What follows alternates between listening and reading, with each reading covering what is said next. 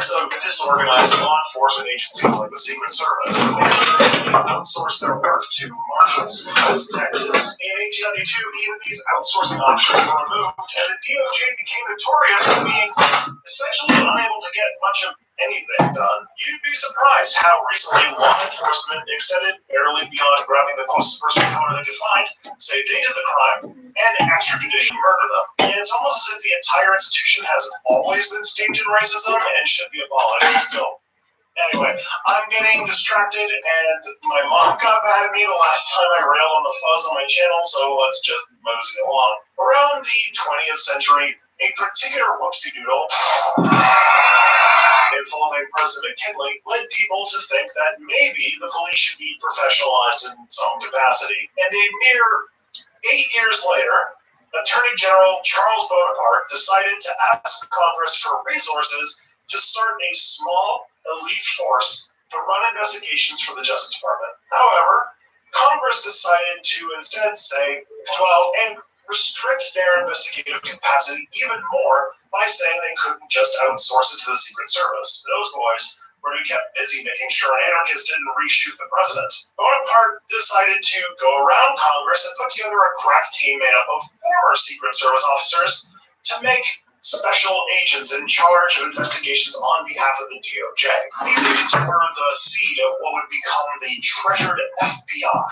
To make sure Congress didn't see this as an overreach of the federal government's power, wow, those are the days, these 30-some agents mostly worked on issues dealing with interstate commerce and antitrust laws. President Howard Taft's Attorney General, George Wickersham, secured funding for this group and officially established the Bureau of Investigation in 1909. This new bureau was founded on a gentleman's agreement. It was a powerful norm that their work would stay limited to things like fraud and damage to public property, but it very soon expanded to things like interstate human trafficking and the like. You know, the things a normal federal investigation force might do and nothing secret policing at all. Then everything changed when the Austrians attacked Serbia, and then a few years later the U.S. joined in the worldwide conflagration of what could only be called the worst family therapy session in human history, the First World War. Americans were shocked to find Germans had been infiltrating America since the 1670s. This goes deeper than we thought. It wasn't just Germans that were the threat. The Bureau worked with vigilante mobs, volunteer organizations of loyal citizens called the American Protective League. Oh boy. And enlisted their help to track down anyone who wasn't registering for the draft. These eager volunteers with police help raided and arrested hundreds of thousands of people suspected of draft dodging, of which less than 1% were actually doing said crime. Because, you know, they went after people who were old, or children, or people with disabilities for the crime of not having a draft card they were ineligible for. Or, you know, they just committed the treasonous crime of having left their draft card at mob justice. It's a hell of a thing. So despite this being a violation of people's civil liberties, and I'm pretty sure constitutional violations as well, this was seen as a massive success. Agents continued these raids to the point where it became their go-to move when trying to arrest lots of people. But then the largest threat to American national security occurred. What was it? The World War? German U-boats? Segregation in the South? Oh no, much, much worse. In the very American state of the Russian Empire, a group of Lucky Rogues called the Bolsheviks launched a revolution to depose and kill the imperial family and a few thousand anarchists just for fun. And with their evil promises of bread, peace, and land, Americans began to freak out about the Reds. And when there's a moral panic to oppress a group of egalitarians made up primarily of ethnic minorities, the feds will be there. A law passed in 1918 called the Alien Act had language expressly to exclude and expel what they called, quote, anarchistic classes.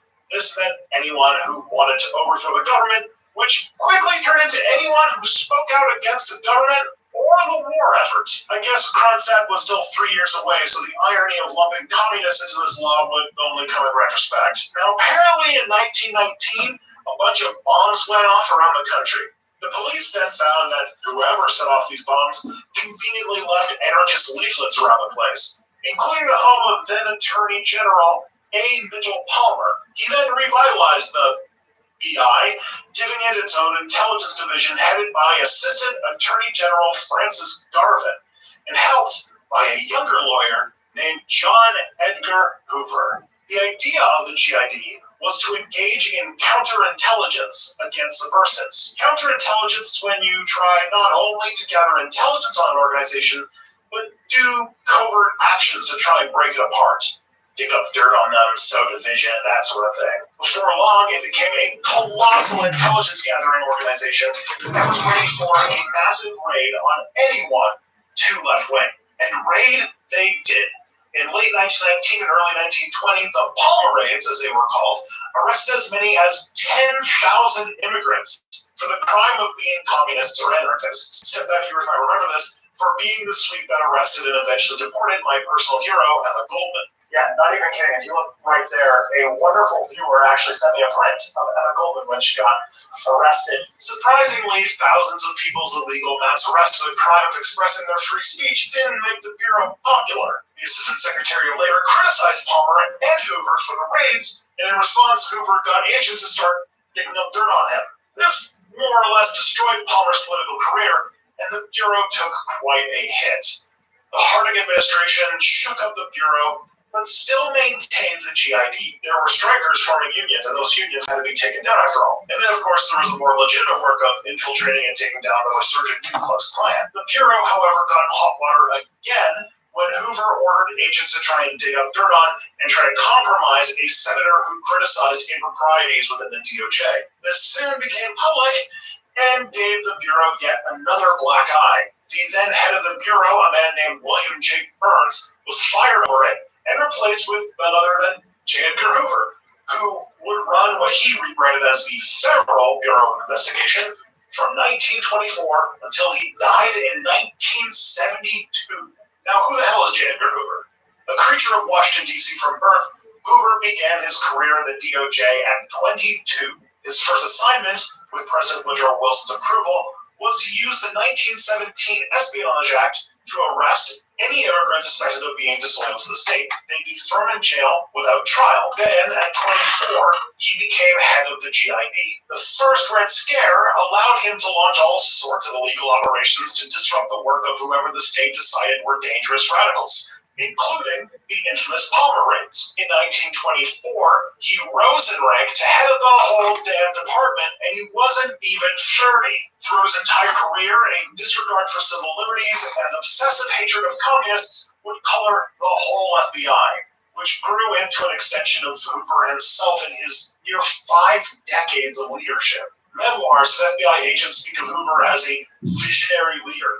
The whole department grew around his every desire. Hoover's FBI remained an obscure organization for several years as he transformed it from the ground up. Hoover emphasized professionalization, and primarily the organization functioned to collect statistics tracking crime waves in the new Prohibition era. In the 1930s, the FBI gained a world-class crime lab, a fingerprint identification system, and sold itself as the best of the best in law enforcement.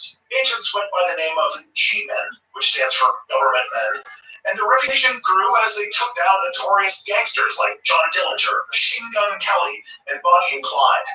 Dillinger's case was so dramatic and widespread, it was dramatized in the 1935 movie G-Men. Overnight, these G-Men made FBI and gangster movies a staple genre of film, and the FBI became superheroes. Hoover saw this as an opportunity and soon established a whole FBI media strategy, endorsing comics, films, and radio shows. He made sure those who portrayed the FBI positively received close collaboration with the Bureau. Fan clubs grew up around these G-Men, and Hoover became a national celebrity, and a new president administration was about to come in and change the federal landscape forever. The days of cautiousness about expanding federal power dropped with the mounting economic crisis of the Great Depression, which pushed Franklin Delano Roosevelt into the White House. Roosevelt promised a vast expansion of federal programs to fight the Depression. With the growth of the federal government came a change in the FBI.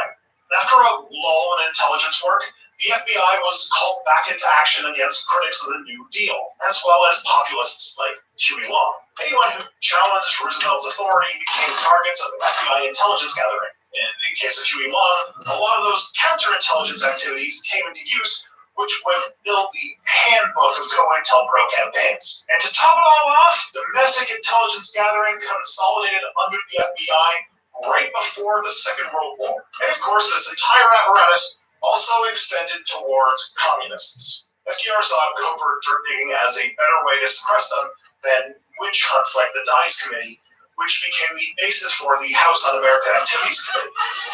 This included wiretapping, bugging meeting sites, making anonymous calls, and sending letters, planting false evidence, and burglaries to gather evidence. You know, the usual legal stuff that happens in a democracy.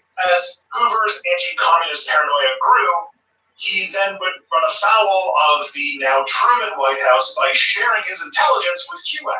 So he was now feeding the witch hunt anyway. That was all going to change, though, with I'm just kidding, the Eisenhower White House loved the FBI and wanted to bring them back into the fold. Former FBI agents got critical positions in the State Department. Hoover returned the favor by turning on McCarthy and HUAC, both of which were frustrating alike. All right, but the good times of openly suppressing left-wing organizations had to come to an end sometime. No, it's still going on today, sorry. Yet it did hit a skid when a 1955 Supreme Court decision came to the conclusion that the FBI could not just prosecute people for believing things. They now needed at least something resembling a reason to spy on people. So, the FBI formalized their intelligence and counterintelligence projects into a program called, and I can finally say it now, COINTELPRO-CPUSA. It was nothing new, but it formalized and centralized what they've been doing anyway, so it was all now, quote-unquote, legal. They determined that Communist Party USA threatened a violent takeover of the United States, despite 1956 being a year of significant decline for the party. In 1956, Soviet Premier Nikita Khrushchev admitted to Stalin's crimes, which really depressed support for communist projects. The party really wasn't a threat anymore. However, this was not about real threats to the state. COINTELPRO was about the systematic dismantling of any and all left-wing politics in America, a story we'd see over the next few decades of these programs. COINTELPRO-CPUSA got no political opposition. Hoover saw this as a green light to expand the attack to the Civil Rights Movement, the Puerto Rican Independence Movement, and later anti-Vietnam War protesters. The template had been well drawn to institute the FBI as America's KGB, Stasi, or Gestapo. Essentially, it's secret police. Membership in CPUSA dropped that year, and the FBI saw this as a big success for the program. Of course, not enough to end it, but enough to consider it a W. They then expanded it to the Socialist Workers' Party, a rival socialist party made up of Trotskyites who left CPUSA in the late 1920s. President Kennedy didn't oppose it, so they continued to expand. As they attacked the Civil Rights Movement in the 1960s, they spied on nearly every civil rights movement in the South, as well as the NAACP. They spent extra resources to destroy and discredit civil rights icon Martin Luther King. Whether they had a hand in this murder is still up for debate, but it's not entirely out of the question for this program. I made a video about MLK's assassination, though, that you can watch here. The militant black rights group, the Black Panthers, were heavily spied upon and harassed by COINTELPRO, including, again, murder. To be fair, this effort also expanded to the white supremacist group, the Ku Klux Klan. They only did so because they got political pressure after the KKK murdered a whole bunch of civil rights workers, but they did eventually do something. Leaked intel shows, though, that their anti-left versus anti-right COINTELPRO efforts skewed left 99 times to 1. Spying on the KKK did let the FBI expand the definition of subversives-worthy of counterintelligence. It grew the boundaries of what the FBI felt they had the right to attack. This led to their COINTELPRO program against what they dubbed the left, a vague term for an invented group of various civil and political rights protesters. This included anti-war groups and student groups. You know, basically young people who disapproved of what the government was doing. It got so out of hand, Hoover actually started becoming the voice of caution against ballooning surveillance and counterintelligence apparatus. We know about these programs because of a 1971 break-in of an FBI resident agency in Media, Pennsylvania. A group called the Citizens Commission to Investigate the FBI played the Bureau's own tricks back at them and made off with a treasure trove of documents exposing these programs. The leaks were a massive blow to the FBI and led to unofficial dismantling of their programs. They apologized in 1974, but beyond that, little seems to have changed at the FBI. Reports of COINTELPRO tactics seem to paint a picture of their efforts not really stopping. Furthermore, the war on terror gave them even more leniency to spy on dangerous camping trips and the like. States will always need programs like COINTELPRO to function because the nature of states, the fact that they are non-voluntary organizations that impose a hierarchy on you, means that the general populace needs to be essentially suppressed at any given time in order to maintain their power. Otherwise, they might win and people would not be dominated over, which is completely antagonistic to the idea of states as concepts. Anyways, here's the thing to click, possibly part 2 of this series, this video as well, and I'll see you guys next time.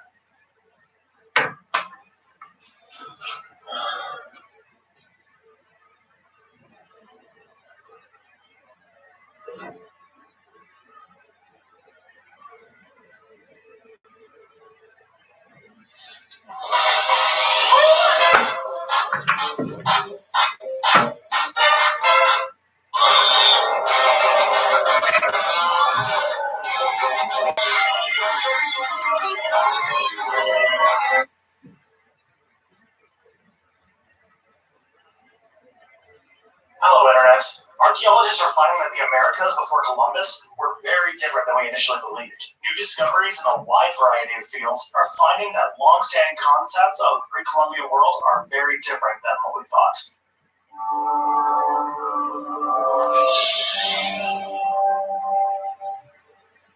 So what has changed? First of all, the population of the Americas was way higher than even the most generous estimates we had before, and earlier than we thought. There was not simply one migration over the Bering Strait, but many migrations, and not all of them over the land bridge. Some of them came from Polynesia, which I discuss here, and some came by boat. The estimates now put the pre-Columbian population of the Americas as high as 100 million people. Our earlier estimates of when the first humans came to the Americas comes from carbon dating of the earliest human remains we can find. However, doing these tests again, as well as genetics of those living in Siberia, show that the 13,000 year ago estimate might be off by as much as 10,000 years. We think that the exposure to European diseases moved ahead of the Europeans and gave them a warped view of what populations were like in the Americas. We also now believe that diseases played a bigger role in the decline of native societies than warfare with Europeans. For example, people for a long time thought that horses helped Francisco Pizarro beat the Incas. When you look at where the Incas lived, up in the mountains, relying on stairways, you immediately see the issue here. Second, the level of cultural advancement and settlement range of native groups was much larger than we thought. Partly to blame is that many innovations came from Mesoamerica or modern-day Mexico, but their geographic isolation meant that not a ton of their technologies left the region. That inability to share ideas and access to a large base of burden hindered many developments that Eurasians had access to. Take, for example, our ideas about guns. We commonly think that European colonists bringing guns gave them a huge advantage. In fact, natives mocked these noisemakers, which were loud, cumbersome, and much harder to aim than a bow and arrow. The famous John Smith, yes, that John Smith, wrote that, quote, "The awful truth, it, the gun, could not shoot as far as an arrow could fly." Another great example would be the genetic miracle that is corn. Maize developed from an inedible grass, but native farmers genetically engineered it through selective breeding into the huge varieties of corn we have today. And if you don't live in Latin America, you really don't know how crazy cool varieties of corn have developed. This led to the rise of civilizations like the Olmec tech. Other technologies of native societies surpassed what Europeans had. Moccasins, for example, were more comfortable and sturdy than European boots. Everyone wanted them because the padding made them move silently, which helped in hunting and in war. Canoes were faster and could maneuver better than any European small boats. Lastly, the New World was not the wilderness we imagined it was. Native groups across the Americas shaped the ecology to their benefit, mostly through the use of selective fires. Take the Mayans, for example. Many blame their collapse on the overloading the carrying capacity of their environment, showing that they had huge impact on their surroundings. There's plenty of evidence that many native groups use slash and burn techniques to shape the landscape to their needs. Burning down forests encouraged grasslands that could be cultivated or attract game animals. They domesticated fewer animals and cultivated plants in a different way than Europeans, but no less intensely. European settlers simply were unable to appreciate this, likely due to language issues and good old-fashioned racism. This has been going on for so long that natives became a keystone species in the ecosystem, and the mass deaths from disease actually led to huge ecological changes to the continent, still happening today.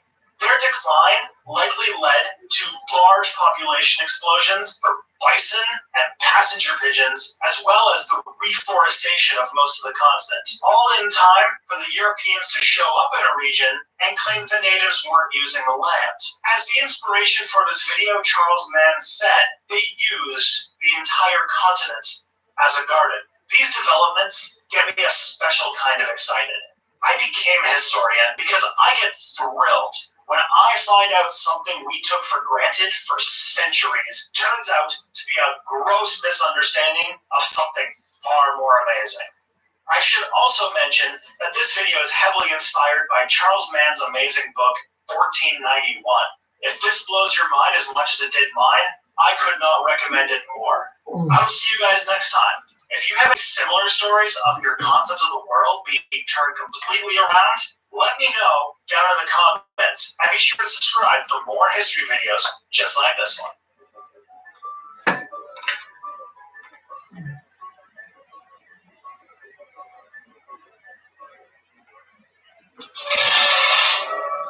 With a white line,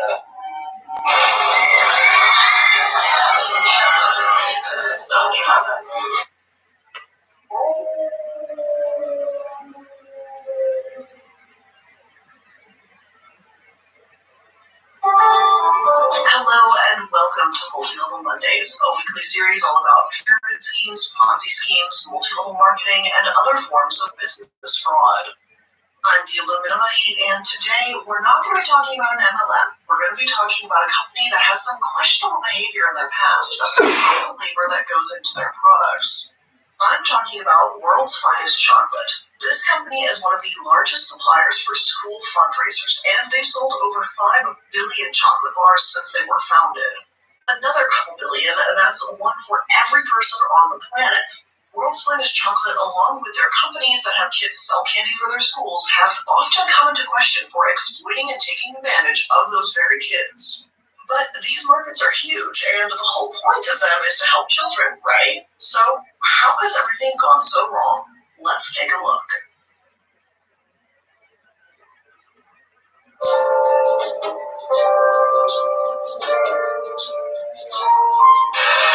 Edmund Opler Sr. started his career as a wagon boy for a chocolate company when he was only 13 years old before eventually founding World's Finest Chocolate in Chicago. When he was young, he traveled to Runkle Brothers Chocolate Company. Then, in his mid-20s, Edmund left for Chicago with his brother Arnold and set up a cocoa packing business. According to the Chicago Tribune, about that time, Mr. Opler enrolled in night classes at Northwestern University's School of Commerce. Mr. Opler then bought half of Siren Mills, a chocolate manufacturer in Chicago, which was in turn purchased by Nestle 4 years later. Around 1939, Mr. Opler created the Cook Chocolate Co. at 1000 North Ogden Avenue and started producing World's Finest Chocolate. In 1949, he created the World's Finest Chocolate division that produced bars for fundraising. The fundraising candy division grew in the 1960s, and the company changed its name to World's Finest Chocolate Inc. in 1972. His company also added operations in Ontario, Canada, and Sydney, Australia, and owns a cocoa plantation at San Lucia in the West Indies. Mr. Opler retired in June 1988, and his son, Edmund Jr., now runs the company. Their focus on fundraising came around the time their name was changed. In the early 70s, it's estimated that they raised about $180 million in their fundraising division. Though most of their fundraising campaigns made $1,000 or less, some made $5,000 or more. One particularly successful campaign even brought in $150,000.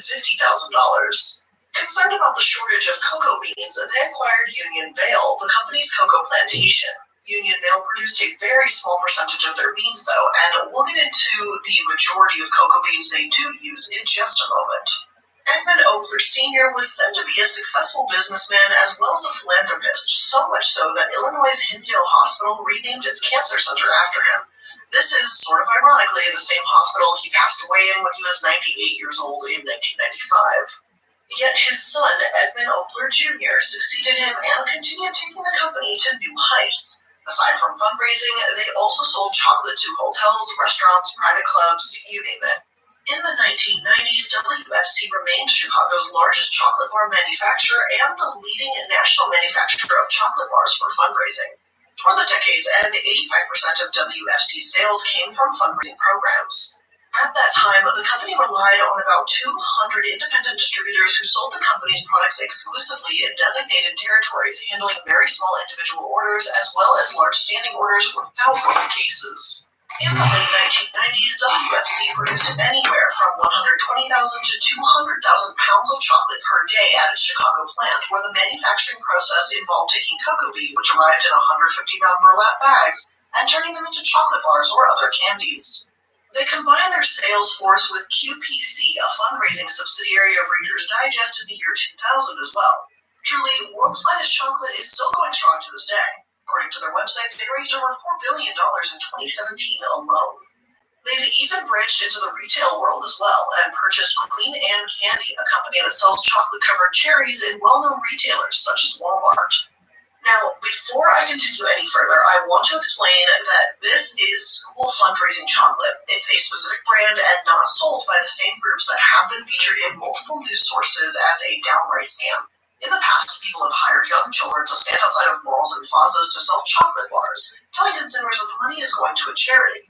It's, of course, a complete and total sham. The charity is fake, and the scam artists make off with the profit. But in this case, sometimes the kids will be selling name-brand chocolates, Hershey's, Snickers, that sort of thing. World's Finest Chocolate works differently. Instead, a program wants to do the fundraising, they can order boxes of chocolate, then sell it to parents, friends, the community, whoever, and then the group gets 50% of the profit back. Easy, right? Well, there's quite a few things wrong with World's Finest Chocolate, and we're going to tackle it one piece at a time. So let's get started with the source, the chocolate itself. World's Finest Chocolate is made from child slavery. A lot of chocolate is, and I've talked about this in previous episodes with Nestle and how messed up the chocolate cocoa industry is as a whole. However, there's something that I and many of my sources find just a bit extra distasteful when chocolate that's being sold by kids is also made by forced child labor. This would be bad enough. Worse yet, World's Finest actually signed the Harkin-Engel Protocol back in 2001, promising immediate action to end the worst forms of child labor. Yet, according to many of my sources, these were just words. Though they signed the protocol, it seems that was sheerly for appearance sake. Let me explain briefly what this protocol stated. In this agreement, a 6-article plan was produced. 1. Public statement of the need for and terms of an action plan. The cocoa industry acknowledged the problem of forced child labor and will commit to significant resources to address the problem. 2. Formation of multi-sectoral advisory groups. By 1 October 2001, an advisory group will be formed to research labor practices. By 1 December 2001, industry will form an advisory group and formulate appropriate remedies to address the worst forms of child labor. 3. Signed a joint statement on child labor to be witnessed at the ILO by 1 December 2001. A statement must be made recognizing the need to end the worst forms of child labor and identify developmental alternatives for the children removed from labor. 4. Memorandum and cooperation. By 1 May 2002, establish a joint action program of research, information exchange, and action to enforce standards to eliminate the worst forms of child labor. Establish a monitor and compliance with the standards. 5. Establish a joint foundation. By 1 July 2002, industry will form a foundation to oversee efforts to eliminate the worst forms of child labor.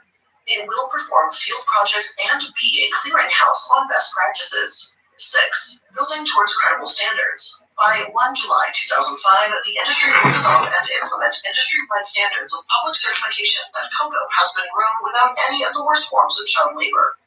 This was later extended to also identify and eliminate forced labor as well. The agreement was non-binding despite Congressman Elliot Engel threatening to reintroduce legislation if the deadlines weren't met. This was one of the first times an American industry tried to self-regulate, and that self-regulation was seen as a human rights issue. However, the success was basically non-existent. It's depressing to say, but it really makes you feel that human rights issues simply aren't important to these massive companies. If they were, the least they could have done was make an effort. The deadline to put an end to forced child labor instead has simply been extended again and again, pushing this important issue to the sidelines. Multiple companies have come out with statements about these human rights issues, and CNN's documentary that covers this protocol. For example, Hershey told CNN, "Reducing the worst forms of child labor is critical and requires the involvement of communities, farmer organizations, industry, and governments. No single entity or initiative can solve this problem."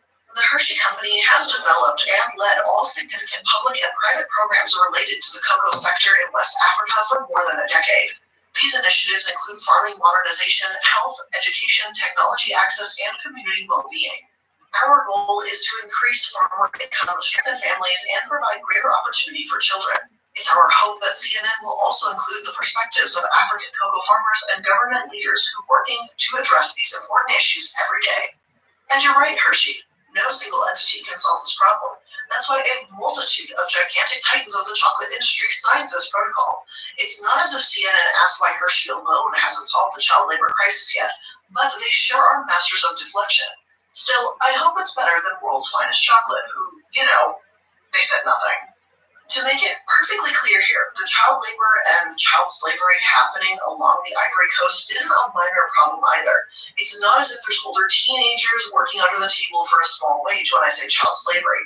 I mean that parents from poverty-stricken lands such as Mali, Burkina Faso, and Togo sell their children to traffickers, believing that they'll find honest work and be able to send the earnings home.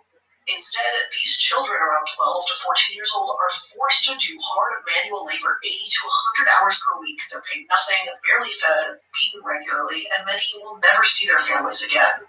"The beatings were part of my life," Ali Diabate, a freed slave, told reporters. "Anytime they loaded you with bags of cocoa beans and you fell while carrying them, nobody helped you. Instead, they beat you and beat you until you picked it up again."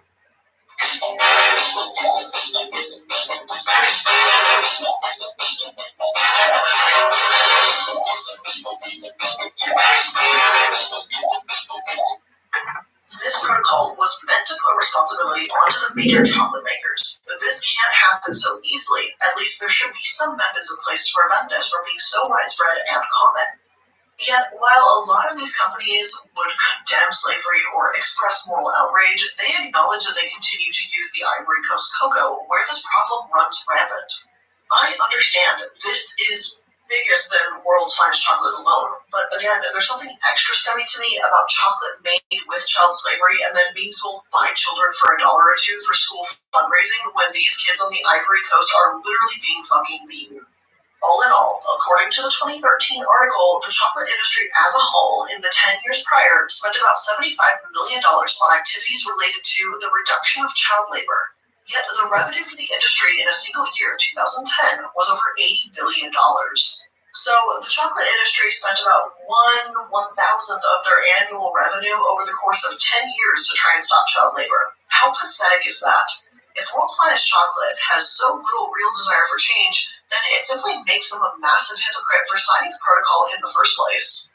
And not to mention, to add insult to injury, World's Finest Chocolate has started claiming that their cocoa comes from fair and sustainable sources.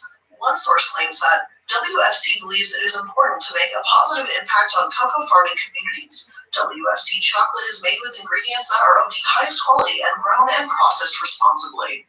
In January 2014, WFC began sourcing cocoa through two parallel certified cocoa purchasing efforts, Fairtrade USA and ADM's SERAP, Socially and Environmentally Responsible Agricultural Practices Program, and in 2016 transitioned to Barry Callebaut's Sustainable Goods Program. Their goal is to continue to increase their sustainable goods purchases each year and grow to that 100% in the coming years. To extend its reach beyond what it can do alone, WFC also partners with other companies to improve the quality of life in cocoa communities. This collaboration helps WFC make the biggest difference. They are involved in the International Cocoa Initiative, which works in cocoa regions to educate farmers on safe and appropriate practices, monitors labor conditions, and takes corrective action if needed. Additionally, WFC supports the Sustainable Tree Crops Program and Farmer Field Schools, which trains farmers how to establish good labor practices, improve crop quality and productivity, and earn better prices for their cocoa. WFC funds these programs through the World Cocoa Foundation, a group of nearly 70 chocolate companies working to build social, environmental, and economic sustainability in cocoa communities. WFC is also proudly involved with the Empowering Cocoa Households with Opportunities and Education Solutions, which works to expand the educational opportunity in West African cocoa regions with a specific concentration helping children. WFC has long supported many programs and focused on the responsible labor in cocoa growing regions. All of this sounds incredibly well and good, but it's still absolute bullshit. How sad is it that when someone asks WFC if their chocolate comes from a fair and sustainable source, they'll talk at length about their sustainability and not once mention that they're aware of the issue of child slavery behind their chocolate and are working on that? Because it's still a problem. I'm all for sustainability and environmentalism, but WFC should not get credit for that when the most they seem to do is work with nonprofits like World Cocoa Foundation so they can look like they're trying. The World Cocoa Foundation, by the way, isn't exactly all that legitimate either. They may claim to encourage responsible and sustainable cocoa farming, and some sources say that companies being certified or working with the World Cocoa Foundation is a great first step. But the attitude and language from the foundation's president are, quite frankly, leaving a lot to be desired. Apparently he, Scobie, said that the use of forced child labor was rare in Ivory Coast cocoa sector. According to Reuters, however, he pointed to a study published by Tulane University in 2018. It estimated only 2,000 of the 1.2 million children working in Ivory Coast cocoa sector can be considered forced child laborers because the vast majority work on family farms. The International Labor Organization's definition of child labor includes only children forced to work by someone outside their families. He knows that these family farms aren't like happy, great places to work, right? Like, is he really going to say child labor is rare when on every second cocoa farm in the Ivory Coast and Ghana, children as young as 5 have to work instead of attend school? This is the president of the foundation that's supposedly devoted to stopping child labor in chocolate, excusing child labor in chocolate instead. How much more pathetic can you get? Also, I love how he acts like, gee, it's only 2,000 kids that are suffering. Like, that number should be 0. 2,000 is still not acceptable. Scobie even said that the biggest investment of the industry in the past 10 years has been around boosting farmers' yields and profitability, adding that sustainable farming methods are rewarded with bonus payments. This might promote sustainability, but this doesn't really do anything when it comes to child labor, does it? Not to mention, their sustainability results are pretty lackluster to begin with. According to one source, their Cocoa and Forest Initiative, which companies like Hershey and Lindt have signed off on, has in some cases done absolutely nothing. Approaching the 1-year anniversary of these commitments, Mighty Earth used a combination of satellites, drones, and on-the-ground field teams to identify how and if these commitments are being implemented in Côte d'Ivoire and Ghana. The report found that over half of the Ivorian forest areas reviewed showed an increase in their rates of deforestation since the announcement of the CFI 1 year ago. This deforestation violates the most fundamental tenet of the chocolate industry's and government's commitment to end new cultivation of cocoa in national parks and protected areas.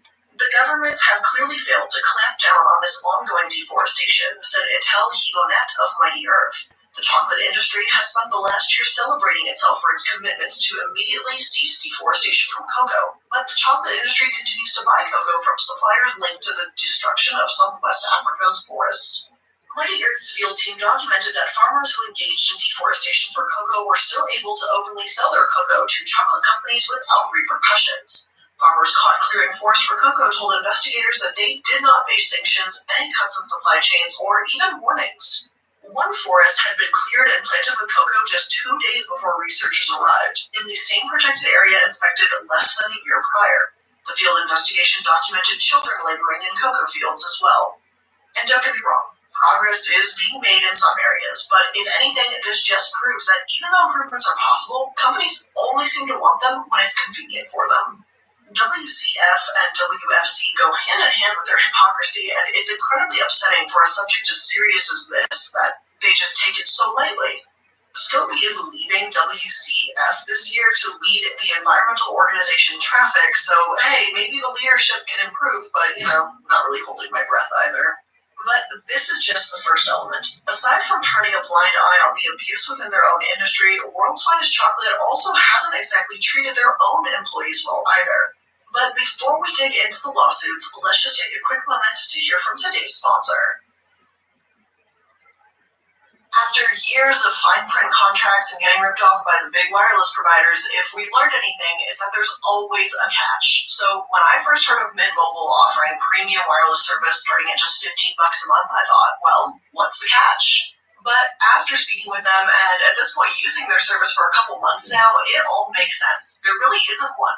Mint Mobile's secret sauce is that they're the first company to sell wireless service online only. And by cutting out retail stores, there's no crazy overhead costs that get passed down to you in the form of mystery fees. Instead, Mint just passes on sweet savings directly to you. And they're seriously so easy to work with. Whenever it's time for me to redo my little monthly thing, because I think I do every 3 months I pay for my service or something like that, I just look at the app, and the app is just hey, it's time for you to pay your 3 months again. I'm sick, and I do that, and it's literally is it $45 a month? I think it is. And it's just so easy, and it works really well. And I don't have the problem with dropped calls or text messages not going through or any of that. It's perfectly fine, and it works amazing, and I can't believe I didn't switch sooner. So for people looking for extra savings, Mint Mobile offers premium wireless service at just $15 a month, and I think the most expensive one is $30 a month, so just to give you the range, it's not super expensive. And all plans come with unlimited talk and text and high-speed data delivered on the nation's largest 5G network, and you can use your own phone, or you can buy a new phone, and you can keep your old phone number, or get a new phone number too. So if you want to get started with your new wireless plan for just $15 a month and get the plan shipped to your door for free, make sure to go to mintmobile.com/MLM. That's mintmobile.com/MLM. Cut your wireless bill to $15 a month at mintmobile.com/MLM. This episode is also sponsored by Magic Spoon. Growing up, cereal was one of the best parts of being a kid, but I had to give it up when I kind of got a little older because I realized it was full of sugar and junk that just really isn't great.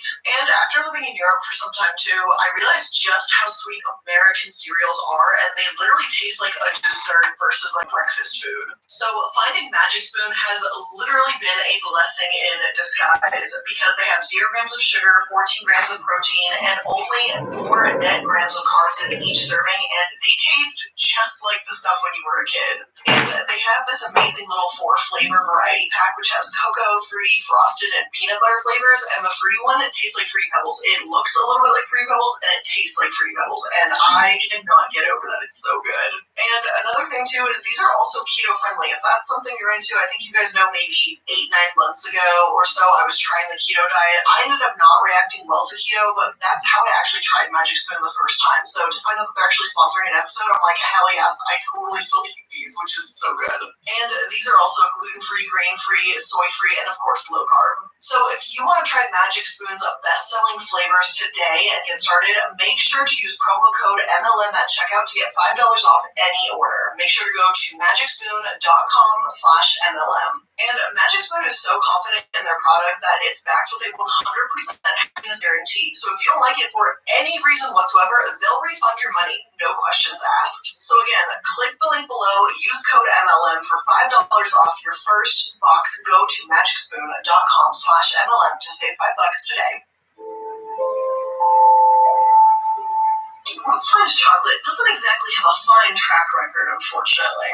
In late 1991, Chicago newspapers reported that the company had to pay $2 million in back wages to black workers and women workers to settle a discrimination lawsuit filed years prior.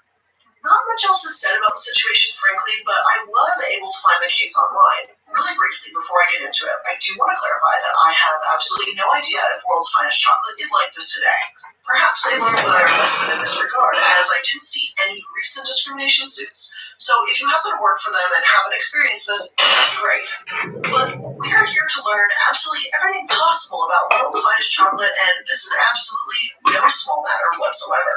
The case reads: on September 24th, 1984, Faye Calvin filed a charge with plaintiff, the United States Equal Employment Opportunity Commission, alleging that the defendant, World's Finest Chocolate, engaged in discriminatory hiring practices.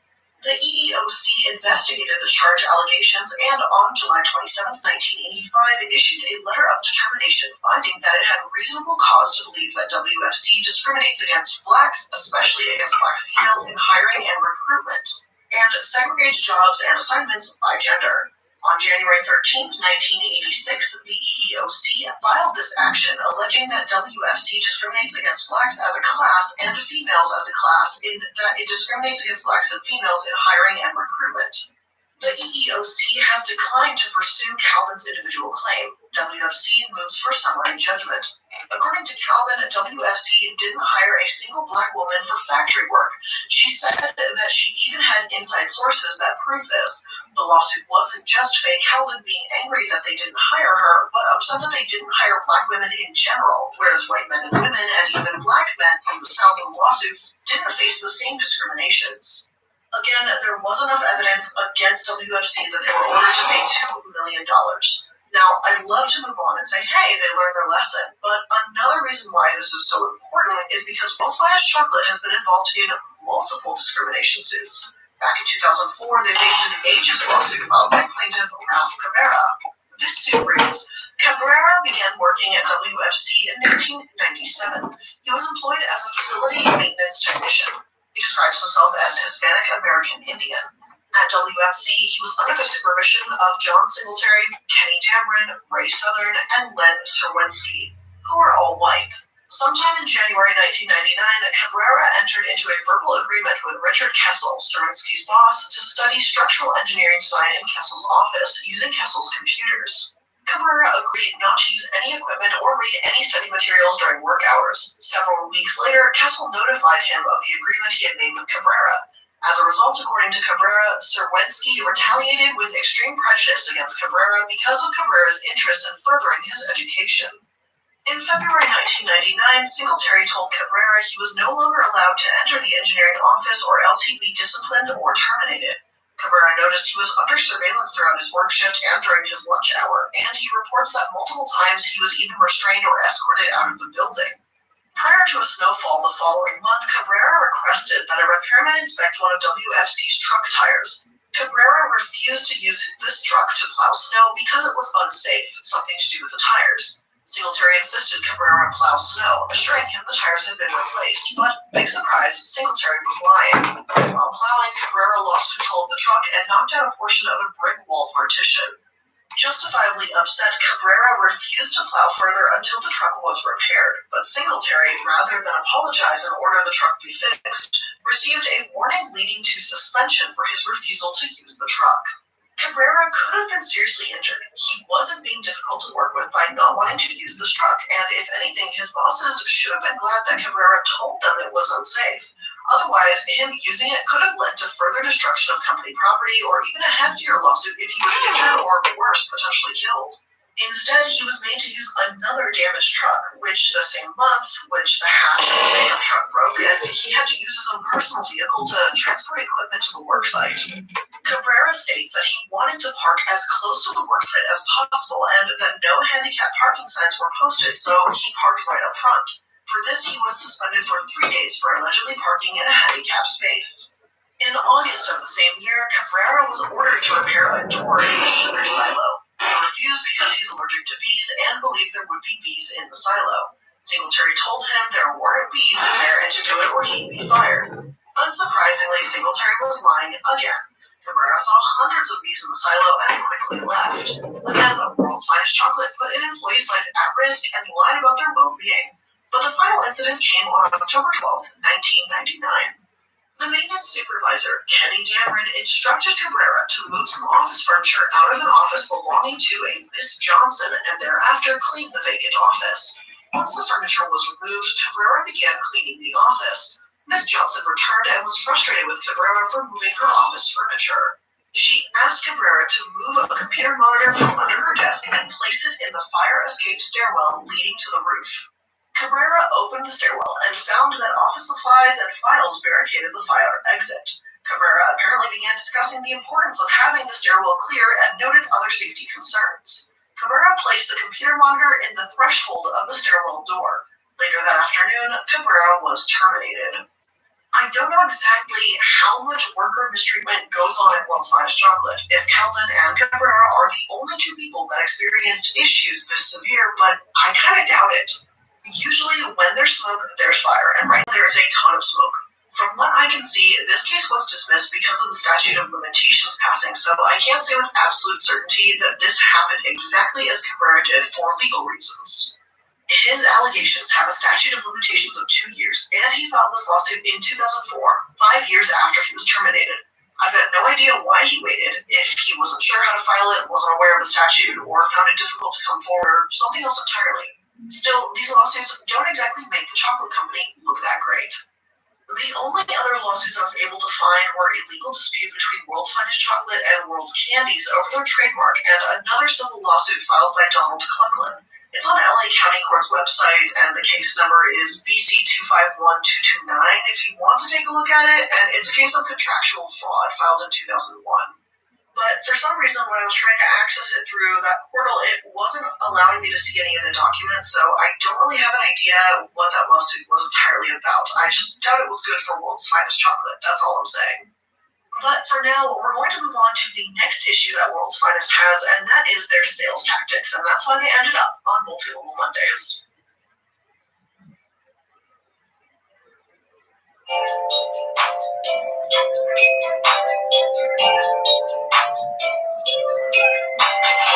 Now, World's Finest Chocolate, obviously, sells cheap chocolate. That's what they do, that's what they're known for. However, if you go onto their website, you'll actually find it a bit difficult to buy them. You have to purchase these boxes in cases of 8, and that's literally the minimum order size. Plus, right where it says add to cart, there's another button that says find your local representative. And this sent up some red flags for me immediately. However, World's Finest Chocolate isn't on any MLM master list from what I could see. Yet many who've worked with them have said some questionable experiences, to say the least. One employee wrote in February 2021, if you are looking for the old school 1970s office decor, this is the place to work. Executive leadership rarely comes to the office pre-pandemic, so it's an easy place to hang out while looking for a job. The pay is average, but little is expected of most workers. If you are interested in diversity and being evaluated based on merit, this may not be the place for you. When you look at the board, exec team, and ownership, you realize it is as diverse as a bag of marshmallows. Sadly, this is emblematic of many family-owned companies across the country and will hopefully be addressed in a meaningful manner. The reviews on the workplace are definitely mixed, to say the least, but a lot of complaints I'm seeing are about management. However, another review definitely cleared the air about the difference between employees and their independent contractors. According to this review, their independent contractor agreement is often treated like a non-compete, and you're treated like an employee only without any salary, health benefits, unemployment, workers' comp, life insurance, or any of the things that go along with, being an employee. Funny enough, World's Finest Chocolate actually responded to this review, shedding a bit of light on their own company. Here's what they said. We believe that being an independent sales representative for World's Finest Chocolate is a great opportunity for self-motivated sales professionals. In order to support our sales representatives, in many cases we provide financial support to help with expenses related to starting a new business. In return, we expect our sales representatives to give us their focused and dedicated effort and let us know how things are going so that we can help them be successful. In this case, it's clear there was a misunderstanding when this person started as an independent sales representative and accepted the draw from us. Today, we have over 200 independent sales representatives across the country that make a great living selling our products under the name Independent Sales Agreement that is referenced above, and over 50% of our salespeople make six-figure incomes. As a company, we have helped groups raise nearly $4 billion. If you or someone you know would enjoy working with children and nonprofits helping them raise needed funds, then please contact us as we are always looking for successful people to join our growing sales team. I love how not a single word of this addressed the reviews concerning how they actually treat these representatives and how they have no source whatsoever for their claims. However, as far as I can tell, this is not an MLM, because at least I'm not seeing any word of a downline. Many scammy businesses that I talk about here, at least on MLM stuff, have some sort of downline, and it's impossible to make money without them. That's usually how you actually climb your way to the top of their little pyramids. I can't say that World's Finest Chocolate should really be lumped in with that necessarily, because their structure isn't exactly the same. However, the general attitude is definitely similar and reminiscent to what we've seen of other MLMs and Ponzi schemes before. And by that, I just mean, hey, they have hundreds of representatives that they don't seem to give benefits to, and these representatives are selling to potentially vulnerable people that are in need of money for whatever reason, school, children's hospital, cancer center, etc. And they make income claims that they don't validate with sources either. Other sources have also questioned how effective World's Finest Chocolate is when it comes to fundraising in general. After all, if you buy a $2 candy bar from one of these kids that are selling them, only half of that actually goes to fundraising, and the other half goes straight into World's Finest Chocolate's pockets.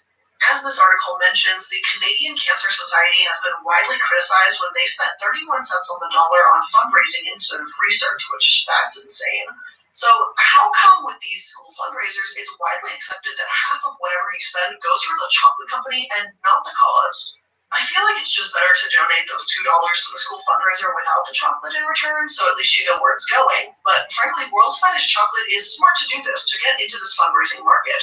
Now their name is automatically attached to worthy causes when these kids are selling their product. Other fundraising vendors do exist and even offer better margins. Krispy Kreme Donuts, for instance, will sell donuts for just $4 a dozen if an institution agrees to buy more than 50 dozen. Enterprising schools could potentially make 66 cents per donut by just selling at market rate this way. However, World's Finest offers convenience and custom labels. A retired elementary school principal in one article said that maximizing profits was never a goal for the school. It was simply to promote citizenship and consciousness among young minds. The article continues, the same logic also underlies our school's occasional penny drives, hours upon hours of collecting and sorting hundreds of pounds of copper discs. We learned about community and responsibility, but all to generate only a fraction of what the school could have pulled in with a decent-sized casino night. This reasoning is all well and good, and I celebrate any person willing to devote the energy to mold entrepreneurial children. But I would argue that elementary schoolers could also benefit from the lesson of not being unnecessarily shafted. I'm pretty inclined to agree with this journalist for the most part. I agree promoting citizenship and a sense of community is important, absolutely. But why does 50% of the money poured into this fundraiser have to go to World's Finest Chocolates? Why not promote a local business instead? Not to mention, I've seen some of these distributors' websites, and not only do they look like really questionable, but they offer all these profit scenarios where you can make $6,000 from 100 boxes, and like that sounds good at first until you realize that that is assuming you sell all of them. Plus, there do seem to be titles among these representatives as well, as one representative is like a gold crown with over 300 customers, even though she doesn't say anything about like joining my team. It's still kind of, I don't know, it's kind of weird. If you want to help a cancer center or a children's hospital raise money, that's fantastic. But when 50% of it goes to a company that profits off child labor to make their cocoa products, less fantastic. As for the chocolates themselves, the Yelp reviews are absolutely fucking terrible. Plenty of people have said that the quality has actually gotten worse over the years. They've changed the recipe or vendor lately for the sake of saving money, or you're better off just buying chocolate at the dollar store. One reviewer said this, I used to sell these as a kid in grade school. They were amazing. Large bars loaded with almonds. About a year ago, a kid was selling them by my local car wash. Overwhelmed with nostalgia, I bought a whole box. Fast forward and I'm home resenting my purchase. The bars were much smaller and the almonds were non-existent. They resorted to saving money by using sparse amounts of shaved almonds. Sorry guys, I'm donating directly to charity instead of buying any more of this product. Others say the company is a bunch of hucksters and comments on how 50% of whatever they raise immediately goes back to benefit this company. Mari S. wrote in 2019 that now it's like eating some waxy off-brand chocolate with a minuscule of crushed almonds instead of the rich creamy chocolate and whole almonds in them. The photos accompanying seem to show as much too, and they honestly look pretty dry and disgusting and underwhelming, if I'm going to be honest here. Some reviewers disagree, but by and large, people say they're not the same, they've shrunk their bars down, and the quality has gone downhill. Amazon reviews are generally more positive, however. A lot of the positive reviews say they're so excited to sell them, the box came in one time, and they can't wait to use these at a fundraiser. Most aren't about the quality of the chocolate themselves because it seems a large amount of the people purchasing them on Amazon are just buying them to resell, unlike with Yelp. All in all, we've got some pretty mediocre chocolate by most accounts, made with child labor and a hypocritical company with questionable sales tactics. Is this the worst company we've ever covered? No. No, it's not. It's not even the worst chocolate company we've covered. That one goes to Nestle. But I just think this is an awful way to fundraise and to essentially just kind of scoop profits on the underbelly. I hope schools start to see that if they haven't already. But with all of that being said, that's where I'm going to be ending today's episode of Multi-Level Mondays. I hope you enjoyed it, and if you did, make sure you're liking, commenting, and subscribing so that you can stay up to date with all the latest episodes. And if you're interested in connecting with me outside of these episodes, make sure to find my Linktree link in the description box. It's going to pop up a little link page full of all of the stuff connecting to my social media and other various projects that I'm involved in. So again, thank you all so much for making it to another Multi-Level Mondays. I love you all, and I'll see you in the next one. Bye!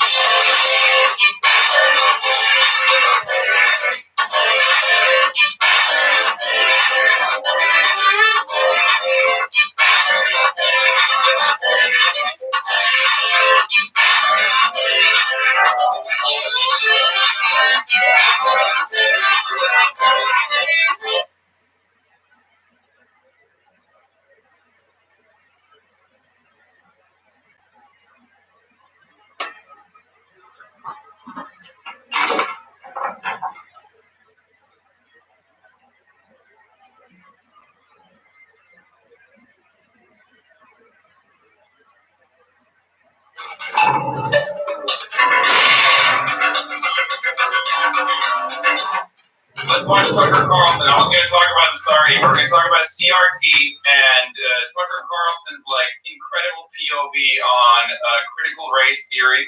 He got very upset that General Milley said something along the lines of don't accuse me of being woke because I read Lenin, I read the works of Lenin and Mao. That doesn't mean I'm a gosh darn communist. Just like, I guess, reading CRT or critical race theory, or things that Republicans consider to be critical race theory, will not make me a woke. Ben Shabibo was very upset at it too. Here, let's point out that here was the General Mark Milley, the chairman of the Joint Chiefs of Staff, just now on critical race theory, talking about wokeness. Ben Shabibo says, and yet Marx and Lenin aren't on Milley's recommended reading list because the military isn't generally in the business of presenting despicable anti-American views to its members worthy of consideration. I love this take, that Marx and Lenin are despicable anti-American views. I love that Karl Marx hated America when he literally wrote fawning letters to none other than Abraham fucking Lincoln. Kind of a strange take from Shabibo here. Marx literally thought America was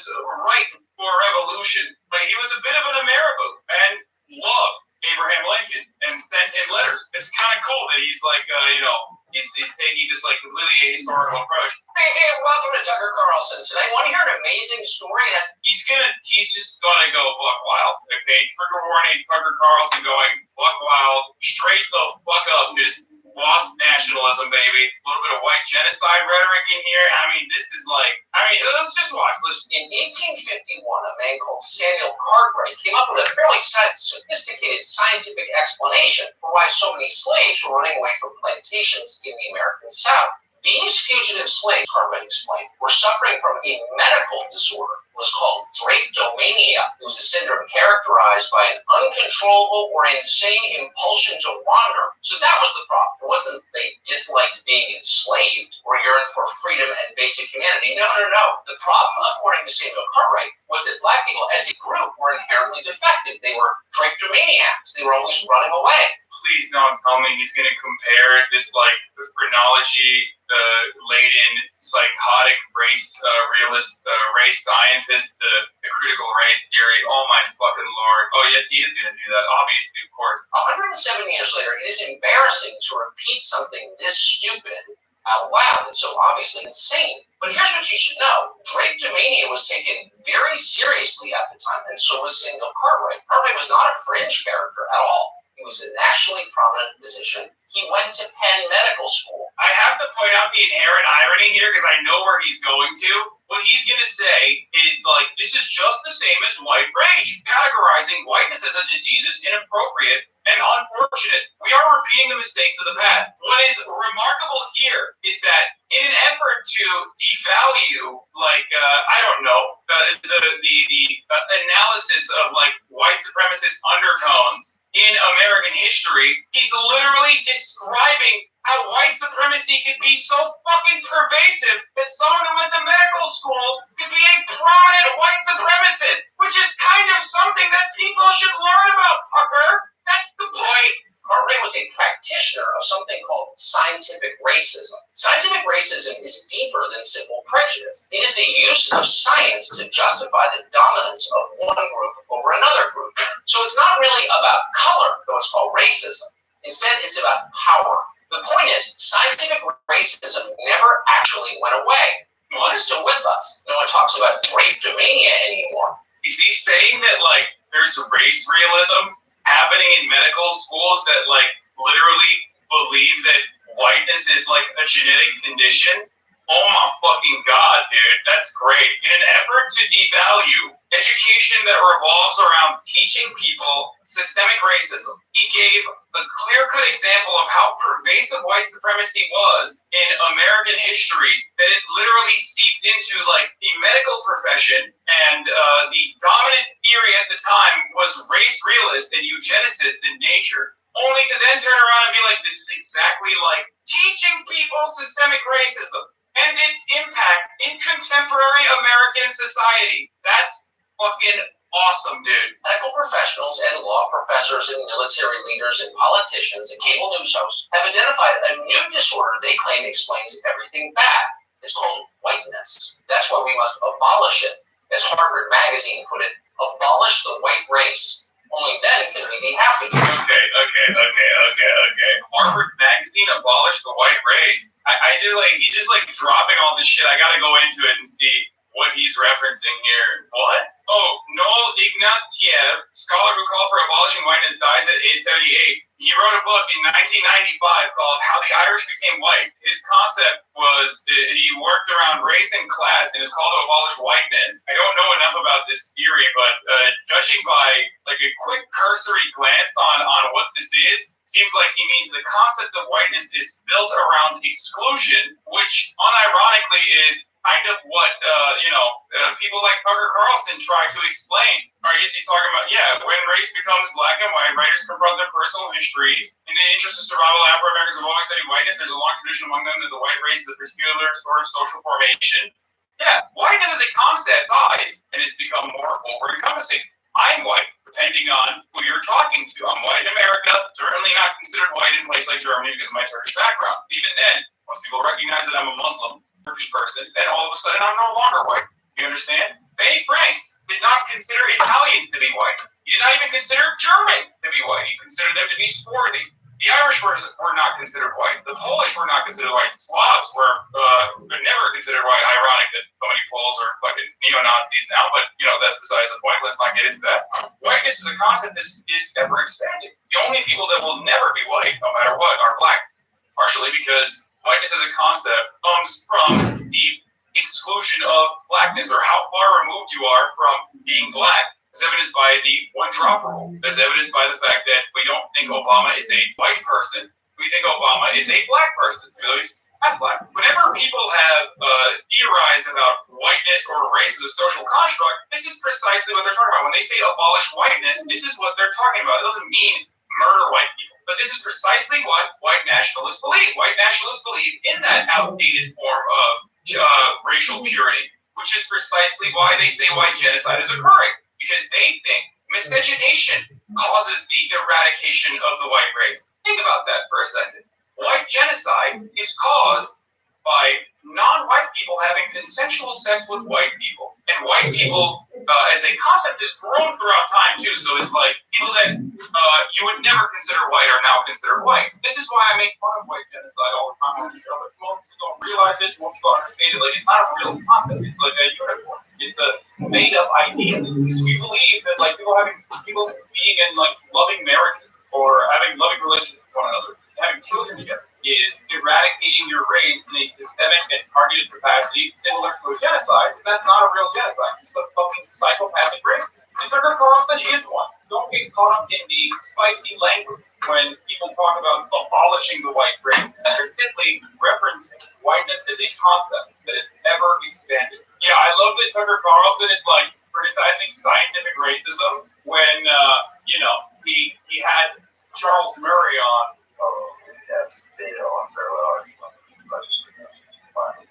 And the difference in the IQ between the two of those is doesn't IQ, which is a lot. Wow, that's really crazy that Tucker Carlson doesn't seem to have a problem with race realism and race science here, considering Charles Murray is literally one of the fathers of like modern race realism, Bell theory, or Bellberg theory about the IQ mean amongst like different races, and he is literally advocating for it here on his show. So that's kind of cool that Tucker Carlson doesn't seem to have a problem with race science here. Abolish white race is such terrible optics, though. Yeah, well, that's why it's in fucking Harvard. Okay, it's in like it's in academic papers talking about social sciences and race as a construct, and not in fucking Twitch chat. Okay, there's a little bit more than like saying abolish whiteness, especially when you're talking about it as like the fucking social construct. God damn, this like shit is understandable in certain ways. It's understandable in certain ways, but it's so fucking stupid when you have that argument about like academia. Sorry, Sweaty. I really want you to think about the optics so that like one day some psychopathic reactionary could use this against me. I say this when it comes to certain lectures, like the optics argument in certain lectures makes sense. If you're doing a lecture in West Point, then that's absolutely going to be weaponized against you. So in certain instances, optics can matter. Ultimately, it doesn't matter. What matters is the source material. When it comes to like academic papers and shit, like the optics argument is supposed to do, especially if you are a free speech defender, which most of these people are, considering your framework from how the opposition will bastardize it and devalue your own point of view, or your own theoretical framework is like literally unironically anti-free speech in that way. Remember when fucking Sam Harris had this guy on and like went out to bat for him? That was pretty cool. Big time liberal, by the way. I love the big time liberal Sam Harris unironically having Charles Murray on her show and then defending that decision. Immediate self-reporting for anyone is just like taking IQ as a serious measure for anything. Double self-report if you tie IQ to genetics, which he does regularly. This is his bread and butter. You don't think Asian people are smarter than white people? You can acknowledge differences between races and still believe in equality. You don't believe Asian people are smarter than white people? You fucking moron. What? Dude, that's so funny. Dude, no, that's not a real thing. Okay, I don't think that there is one race of people that's smarter than another race of people. If IQ was a well-defining metric, and you could absolutely consider it, if you actually did like look at genes, then no such studies would exist on IQ tests done on people in India over the course of like a drought season and subsequent famine versus like non-drought and better material conditions on the same exact people, where IQ points differentiate by like all the way up to 12%, or not 12%, like 12 points. It's not a valid measure for it's not an accurate measure for any. But beyond that, it's certainly idiotic to tie it back to genetics when so many environmental factors stand in the way. So yeah, Tucker hates race realism unless he's like literally having the father of like contemporary race realism on his other show. Take this guy, for example. His name is Eric Michael Dyson. He's a tenured professor at some stupid college. He lives in a rich, almost exclusively white neighborhood. He goes on television a lot. I love when people say this, but it's like, I can't believe this black person is like living in an nearly exclusively white neighborhood. It's like, yeah, that's kind of the point, dude. How is that any different than being like, why aren't there that many black billionaires? Why aren't there that many successful black people? Let's not examine the socioeconomic conditions that we subject black people to on the virtue of their race, and instead just keep asking that question and let it hang there. As though there's something inherently like wrong or bad about blackness, and that there are some intrinsic qualities that we simply cannot take. It's just a scary truth that no one wants you to discuss. No, it's just incorrect. It's literally external factors. It's fucking morons. I wonder why there aren't that many black people in the probably nice neighborhood that he lives in. Let's think for a moment. But no, because the entire purpose of this fucking broadcast from Tucker Carlson is to make you not think about those reasons. Okay? There are either internal or external reasons for why black people demonstrate like a larger percentage of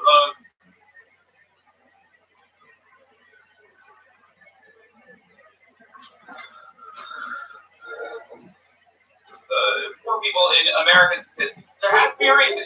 It's either intrinsic or extrinsic.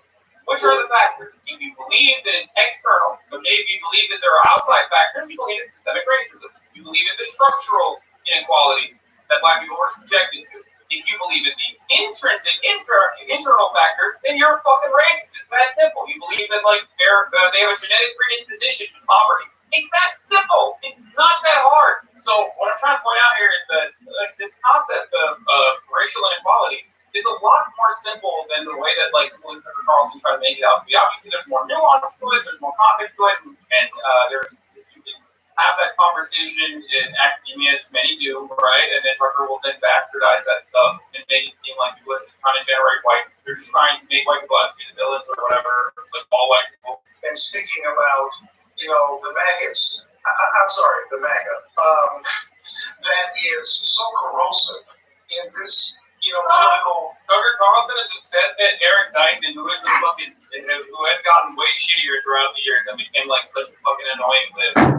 Getting mad at that guy, calling MAGA people maggot, is of course hilarious considering Tucker has routinely considered economic migrants and refugees in general and asylum seekers in general to be dirty, and has done propaganda around that like regularly. But to see mediocre, mealy-mouthed, snowflake white men who are incapable of taking critique, who are willing to dole out infamous repudiations of the humanity of the other, and yet they call us snowflakes, and they are the biggest flakes of snow to hit the earth. They are incapable of criticism. They're incapable of tolerating difference. They're scared of, oh my God, critical race theory is going to kill your mother. And they don't even know. They're not critical.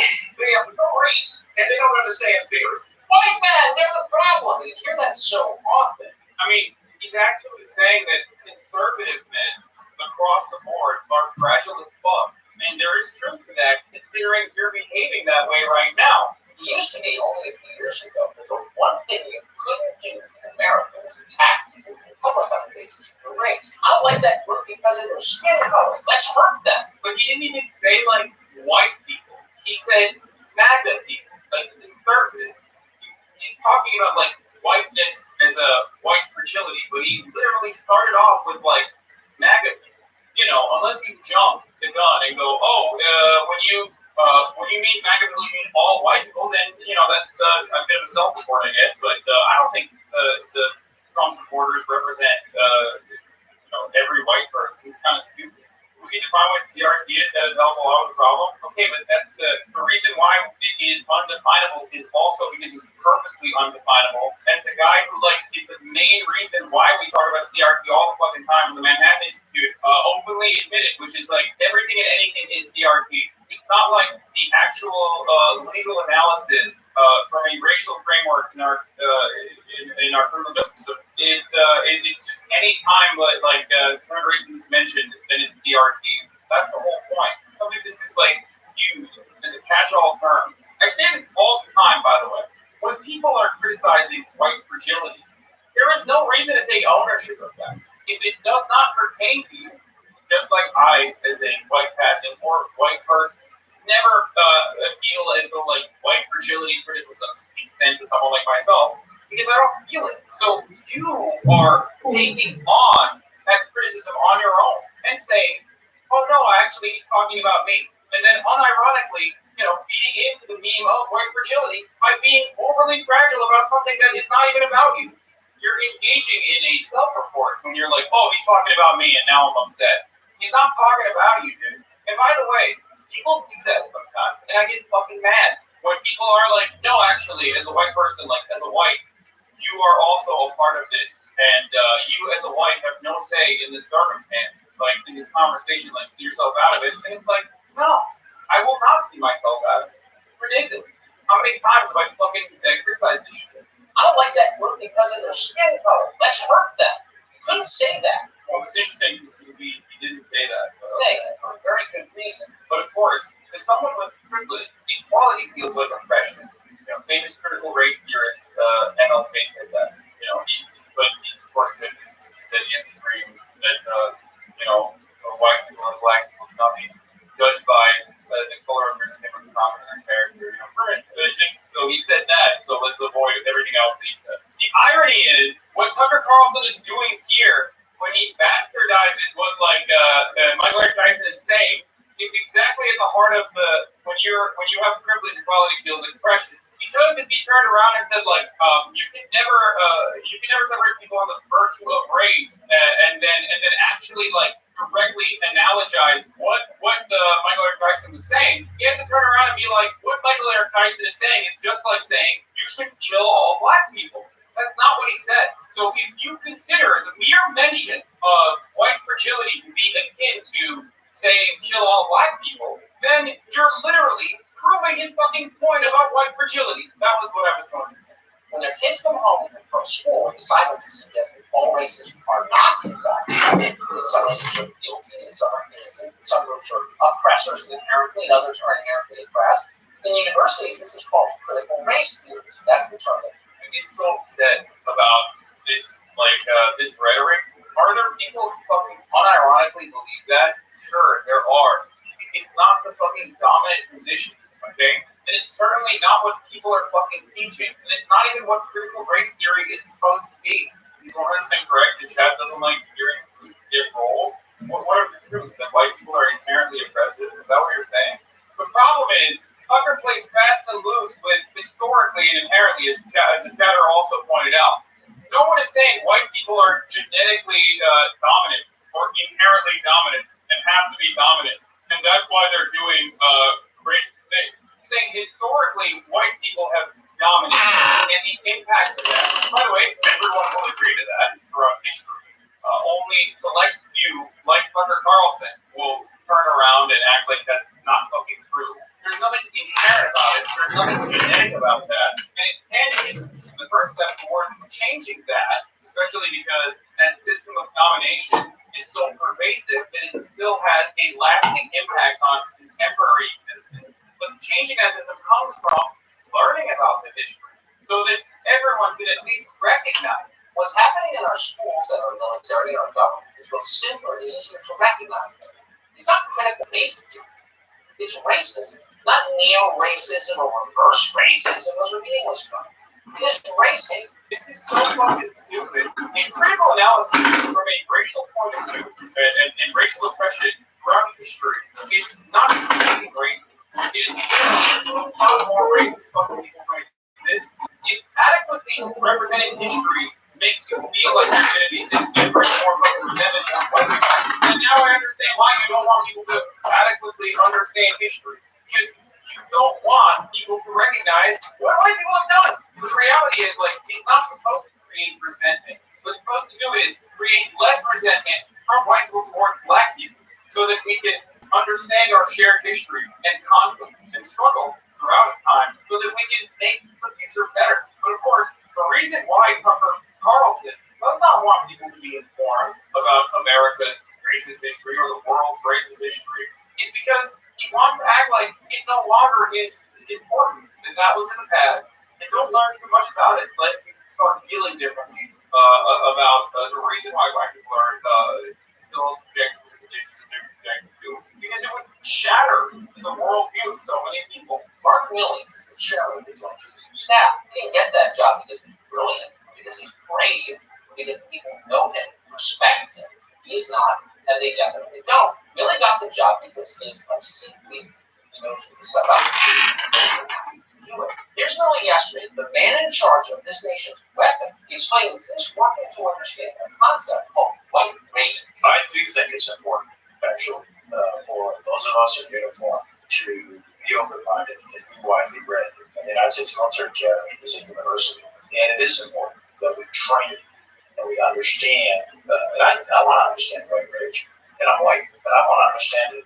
So, what is it that caused thousands of people to assault this building and try to overturn the Constitution of the United States of America? What caused that? I want to find that out. I want to maintain an open mind here, and I do want to analyze it. Kind of funny, like, how quickly Tucker shits on veterans and the military. Remember, I mean, Tucker got absolutely, like, Tucker Carlson literally straight up said, like, her disability was fake, pretty much, or, like, that she was incapable. He does this shit all the time. He's able to do that. He's able to do that. He's conservative. Conservatives love the military. Really doesn't have much uniform. It's that unimpressive. Those are defined white privilege, and we should know what it is. Well, like drapetomania is one of those diseases that only affects people with certain melanin levels. It's literally not, dude. It's not a fucking race realist medical condition. Why the fuck is Tucker Carlson making it seem like people are treating white rage as though it's like anything beyond a social term created by those who like are studying social sciences? Oh my fucking god. Unironically, Tucker needs some critical race theory, I guess, to understand.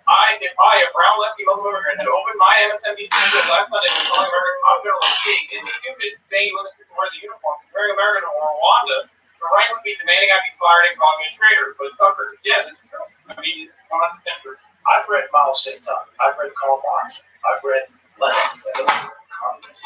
What is wrong with understanding, having some situational understanding about the country in which we are here to defend? And I personally find it offensive that we are accusing the United States military, our general officers, our commissioned by of being quote woke. He's not just a pig, he's stupid. So Mark Milley reads Mao to understand Maoism, he reads communists to understand communism, but it's interesting that he doesn't read white supremacists to understand white supremacy. Why not? Go to the source. Well, because Mark Milley would be fired instantly if he read those books. And getting fired is the one thing he doesn't want. Whoa.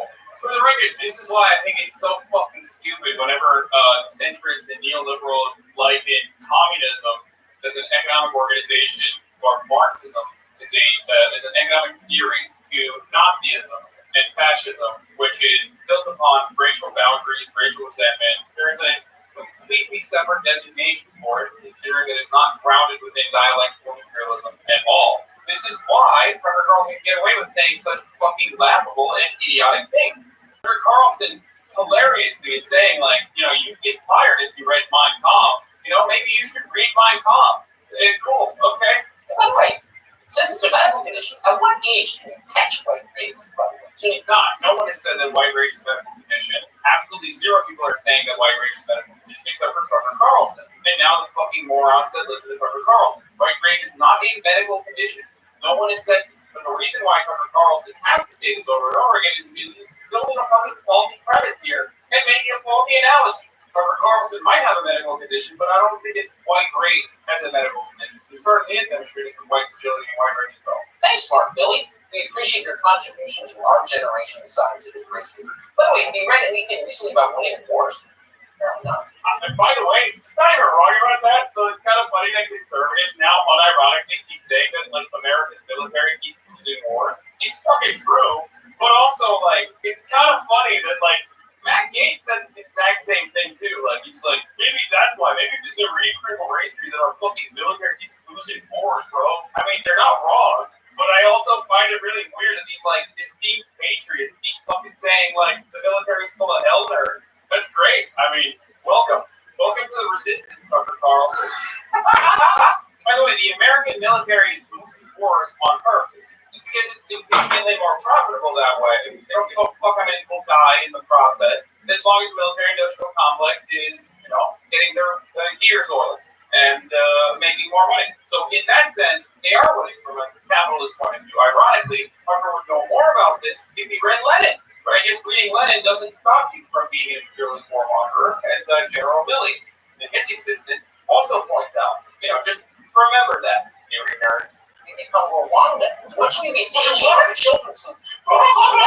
How do we save this country before we become Rwanda? Rwanda is Rwanda, not because of, like, foreign policy of other nations, imperialism, or anything like that, but because they read too much critical race theory. I love this dude. What an incredible, insightful analysis from Tucker Carlson.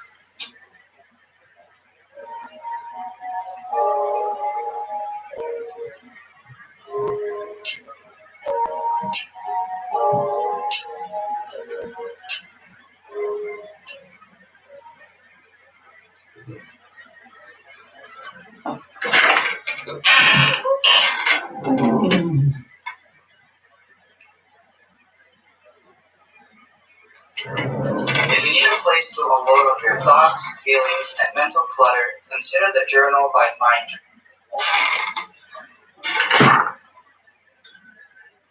CNN reporter António Sullivan attended a Trump rally. Yes, you read that correctly. I said a Trump rally. They're still taking place in 2021, believe it or not.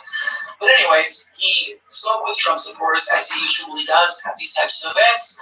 And the rhetoric that they used was, it was predictably diluted and silly. But you're going to see that there is this growing sentiment within, Trump communities and Q communities where they are more open about their predisposition towards authoritarianism. They genuinely believe that Donald Trump won, and as time goes on, they believe that makes it more justifiable that the military steps in and actually reinstalls Donald Trump as president. Your rally since he lost. He didn't lose. He didn't lose. I know he didn't lose. Your shirt here says Trump won. Yes, he did. It was about 2016. It's about all of them. And 2020 and the next one. He lost in 2020, right? No.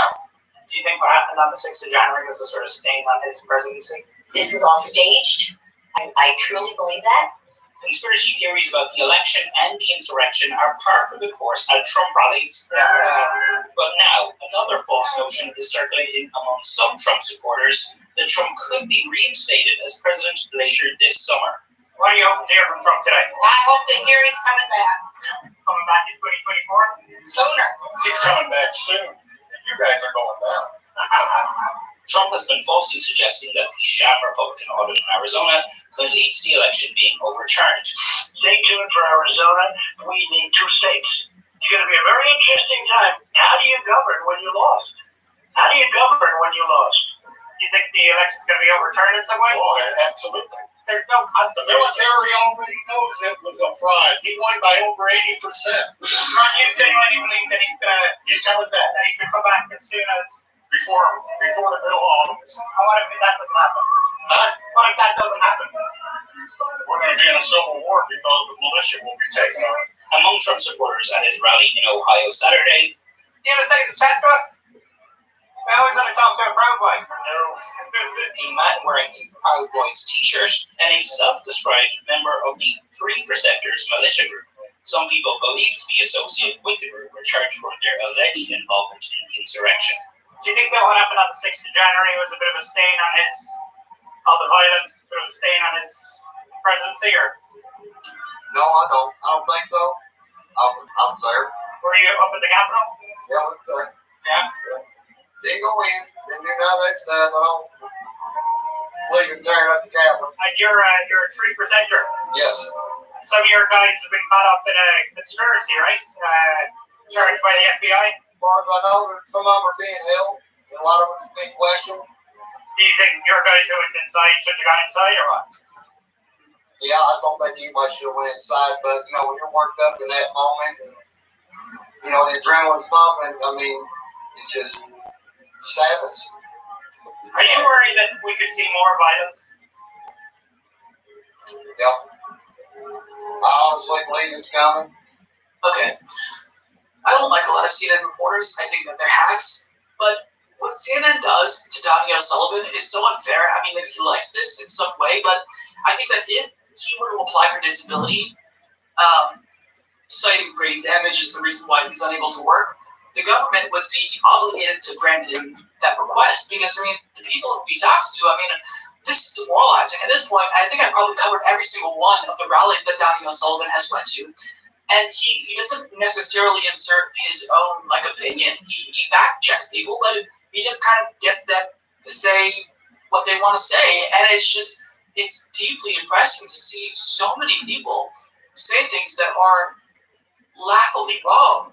And I mean, everyone who we talked to believed that Donald Trump won. So at that point, that's not even controversial within Trump circles and Q circles. But now they're taking it a step further, and they're explicitly calling for authoritarianism, for military coup and violence. And that's really, really bad. I shouldn't have to explain why this is bad. So that last guy there, the 3%er, when asked if he thinks there's going to be more violence, he said, yeah, I honestly believe it's coming. Okay, why do you believe it's coming? Who's going to carry out said violence? Are we going to see more insurrection-style events? Do we have to expect like a military coup of some sorts? Like, why do you say that? Why do Trump supporters who believe the election was stolen from him think that there's going to be violence? Like, do you understand why what he's saying there is so worrisome? On top of that, there was the other guy who said that he thinks the election is going to be overturned, saying the military already knows it was a fraud. Trump won by over 80%.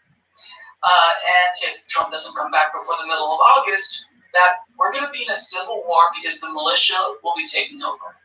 Now, the subtext there is that that individual wants there to be a civil war if this means that Trump would be installed as president. Now, am I absolutely butthurt about the loss of Bernie Sanders in 2020? Absolutely. Still bugs me to this day. I donated so much money, tried to do everything in my power to elect Bernie Sanders, but we lost. Would I feel better if the military decided, you know what, Bernie Sanders is the rightful president, let's install him? No, because democracy don't work that way. Sometimes you win, sometimes you lose. And as a result of their loss that they refuse to accept, now they are actually yearning for and calling for a military coup.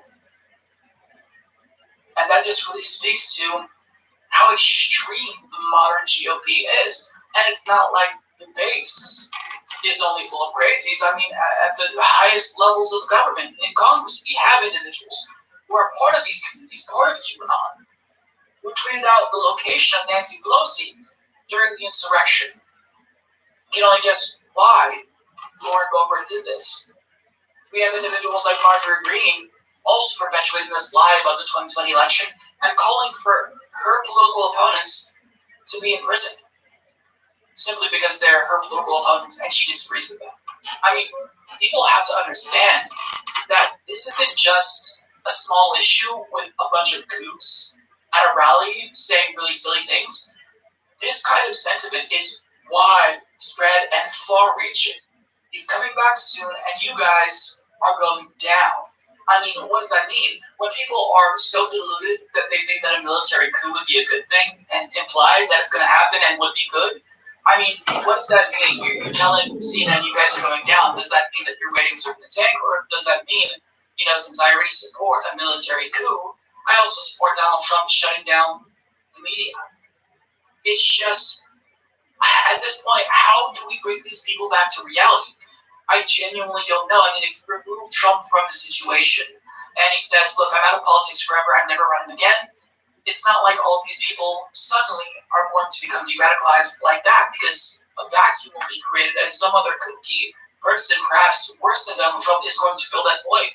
So the question is it possible to put the cat back in the bag? Is it possible to believe in democracy again after they've become so radicalized, after they have absolutely no faith in American electoral institutions? And there are reasons why people should be disappointed in our institutions, in our electoral institutions. I think that they are absolutely biased in favor of the two-party duopoly. I want to see electoral reform so we can get multiple parties in power. I mean, there are a number of reasons to be dissatisfied with our system. I mean, the Electoral College is one of them. But that doesn't mean that you check out and you say, now I support a coup. You always fight to further consolidate democracy, fight to make the system even more fair. But that's not what these people are doing.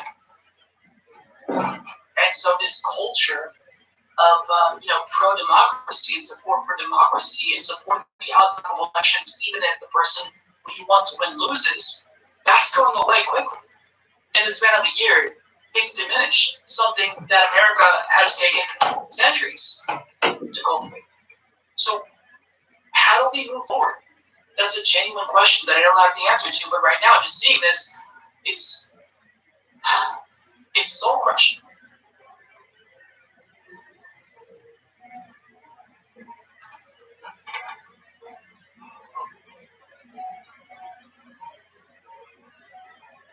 Corridas. É fácil vender a roupa que já não usas. É só tirar foto, fazer upload, já está. Podes vender 100 comissões aos outros utilizadores dele.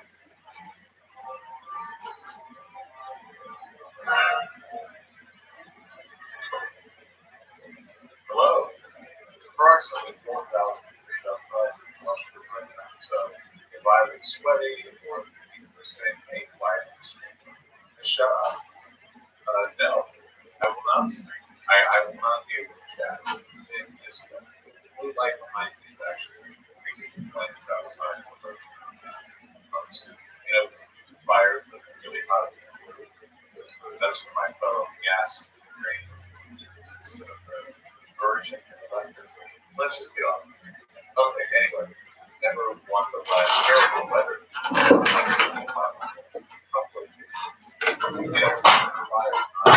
Last time, when I was in this stuff, this was kind of odd.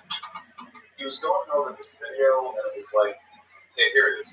Viral TikTok man sexual explanation please. Michael, excuse me.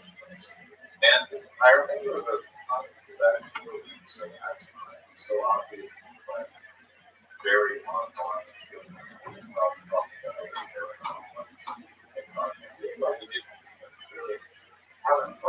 There, but it seems like this is something that's a little more because a lot of these videos just like being ripped off a little bit. Oh, well, common teacher freaks out. 4 minutes ago, approximately saying about the insane, unpredictable crime. White daughter, racist, and there's one out here I think I actually recognize. Viral TikTok declares is a man, and I think I've seen this. It's like kind of a crazy video of a trans guy, and now he's trans, and then his friends rush up and support him. There's not really anything wrong with the video, I guess, apart from showing that young people can be open eager and sometimes a little awkward in how they express themselves.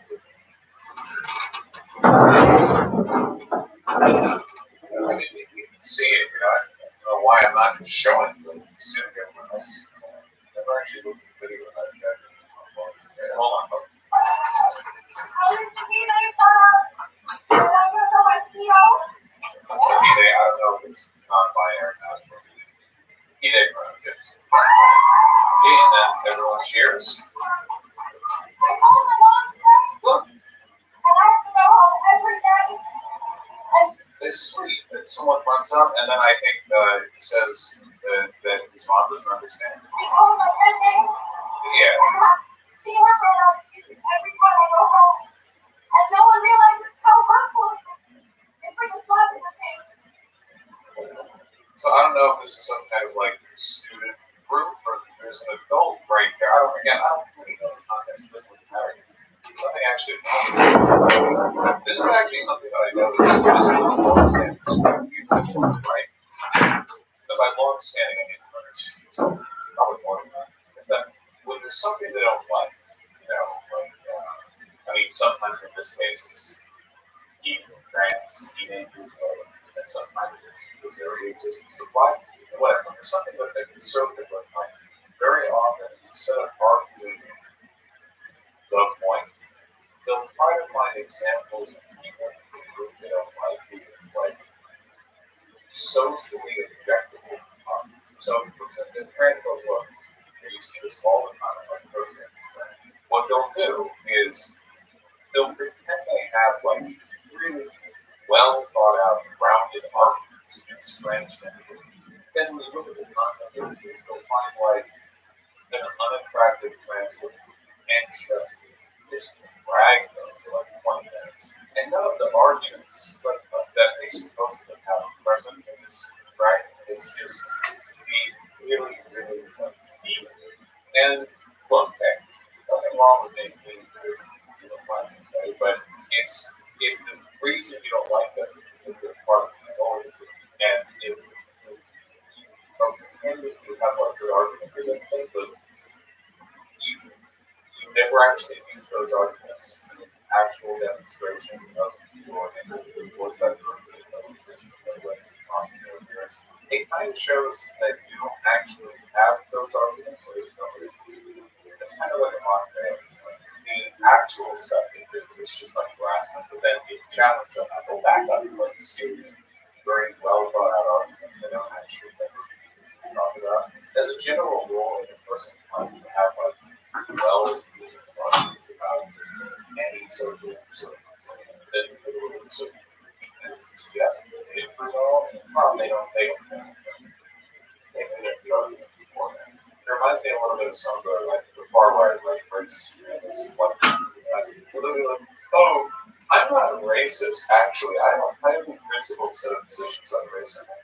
Not we all know biological and cultural differences. And then you take a look at their Twitter profile, and it's just like N-word, this, George Floyd deserved what he got in Wars, blah, blah, blah. It's like, okay, you don't care about the arguments then. The arguments are something you found afterwards that post about justify your statement. Anyway, why are we talking? I don't know why I'm still talking. I still feel weird. It's still weird without chat here. You know what? I want to learn about this woke communist teacher. I want to learn. Now, what's going on? They look, Michael Knowles, he looks happy here. The woke teacher looks unhinged. These cultivated screenshots. So let's see what we got. We have a TikTok with 226 likes. I'm nowhere near the size of Michael Knowles, but my credit when I'm finding stuff to write on, I usually try to find stuff that I feel like is a little relevant or representative. I can't teach anything divisive. I can't teach critical race theory. And I can't teach about racial equity. This is all action teachers. We gotta stand up and fight for our kids because this is bullshit. Here's my call to action.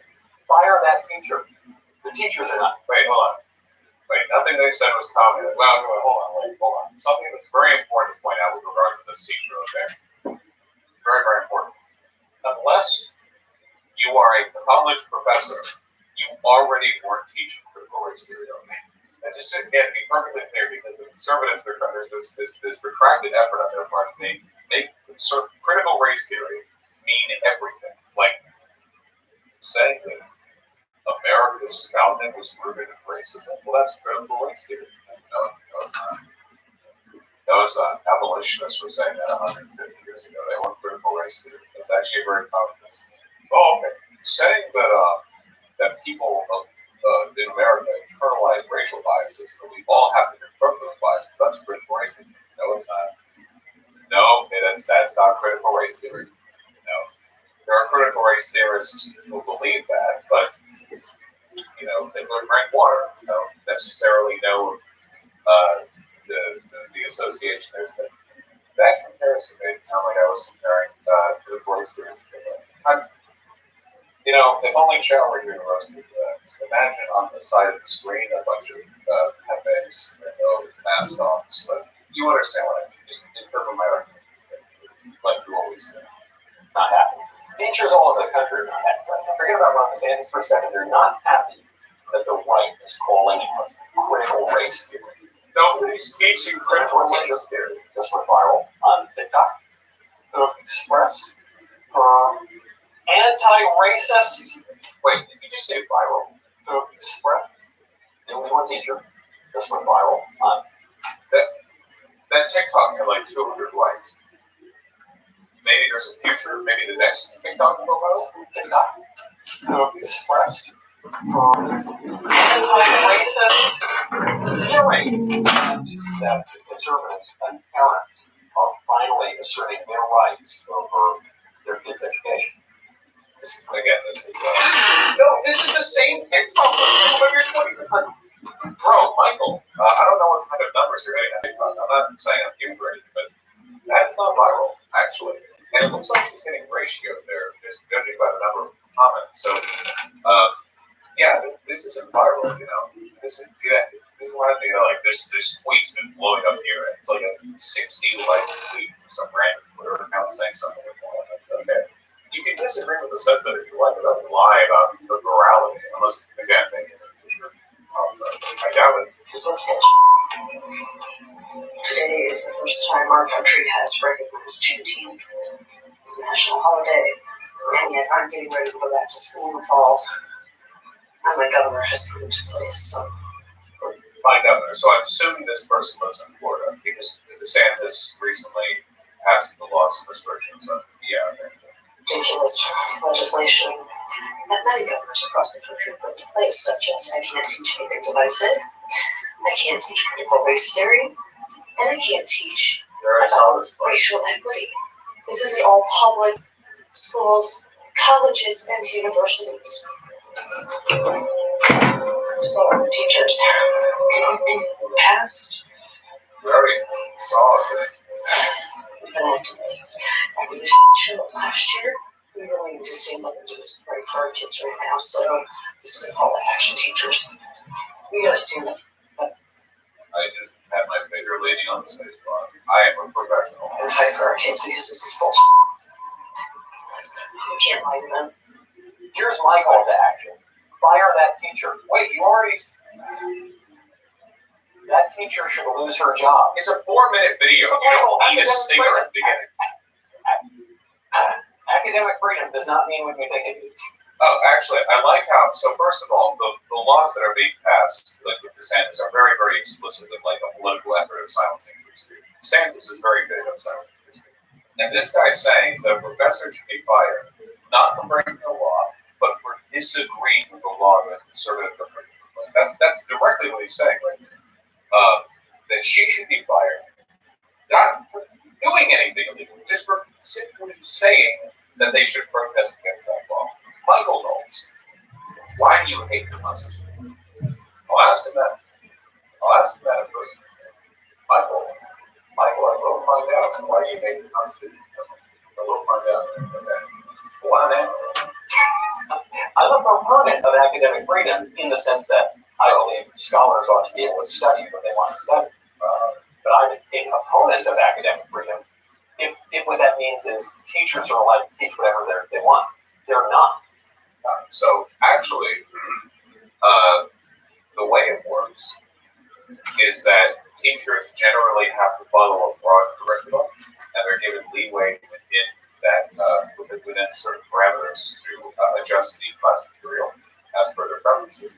If we're talking about collegiate studies, then historically, actually, a tremendous amount of leeway has been conferred to professors. They essentially present the information how they want and teach what they want if they think it's relevant to the course material. So depending on what we're talking about here, what Michael Owens is talking about is pretty firm rejection of what's basically like Enlightenment era values on education, but he's perfectly comfortable, by the way, with like politicians deciding what to do or not. That's not their job. Right? Teachers are required. The job description of a teacher is to teach the curriculum. It's to teach what the school has decided what to be taught to the students. And not necessarily school, sure, but who decides the curriculum? This is kind of like arguing against the point that he's making. Like, well, I don't think teachers should be able to teach whatever. They should teach them the curriculum. But that's the argument the teacher in TikTok was making. That it's bullshit that the state is prohibiting curriculum from including that material. So, yeah, she shows. She's agreeing. Who decides then what ought to be taught?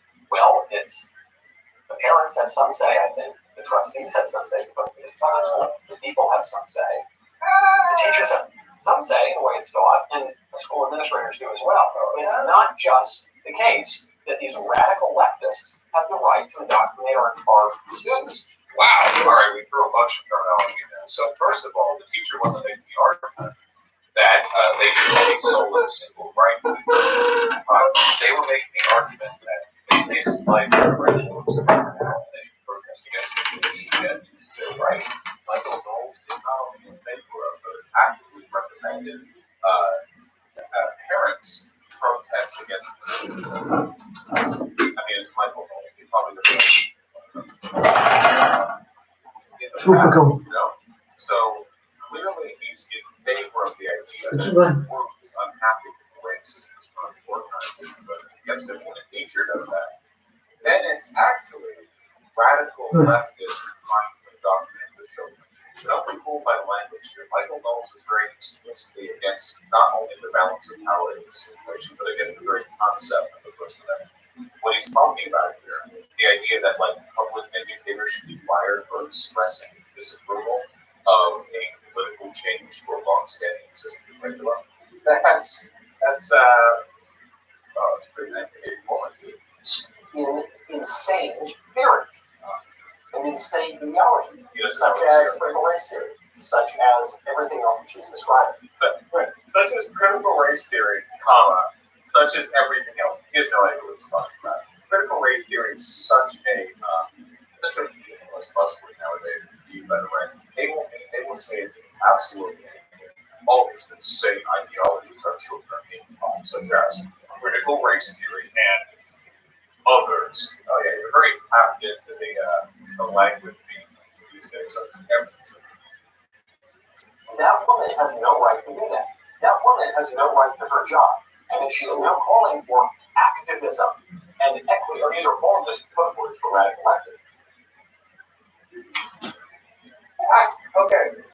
Can somebody explain to me, please, kindly, how a man who believes activism is a code word for radical leftism can possibly call himself an American? Not even a person who values American. Is there a monarchy somewhere in the world that you would feel more comfortable with than Michael Knowles? Seriously, this guy, whenever I watch content from this guy, we watch, 4 or 5 videos, every time I watch content from Michael Knowles, I genuinely feel like it's 2 or 3 steps away from pulling out the skull of a slave that his great grandfather and pointing to dimples on the skull shape. Some of the stuff he says betrays a preposterously far-right worldview. And nobody else ever talks about it. I never see Michael Knowles get counted alongside all of the other insanely far-right conservative commentators who have been sort of normalized by their relatively insane counterparts. I think that a lot of people, for example, I think that this guy is way crazy in Shapiro, but I think people can't get them the same thing. They work together in daily lives. I guess the activism she's talking about is actually just a sinning for it. And she doesn't have a right to be in classroom. Conservatives need to be willing to use our political power, also known as the government, to go in and exercise our political right. To silence and fire people who say they want to change things the same way we suggest parents speak up when they want to change. Should we no longer listen to the voices of parents when they have a way, they have a problem with the curriculum? Keep that in mind. It doesn't just stop with the professor. Say that somebody like Governor DeSantis passes a law that prohibits this or that, and parents protest against that. Michael Knowles would not say, I had a problem with radical far left activists, but the parents have a problem with this law, and I respect their right. No.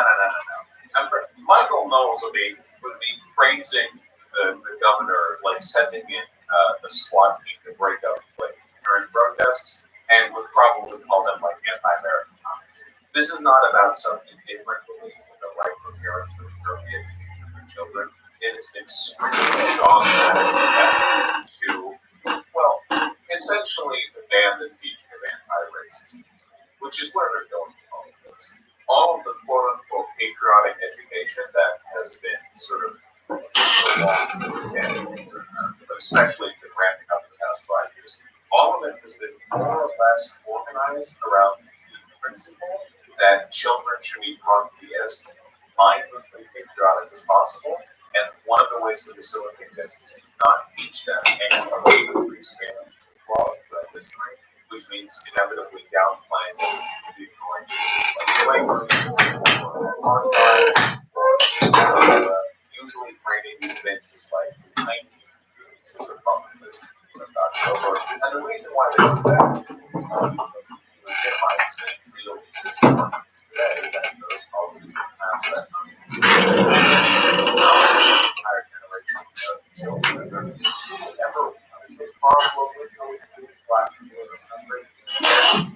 arguments that positions black people on today are product of that medical black. Oh, the legacy of slavery, of Jim Crow is the reason why black people are around my class, barely even had slavery. That wasn't slavery, just like when you have like a job, but they also like don't do that. It's there are probably people who are already born.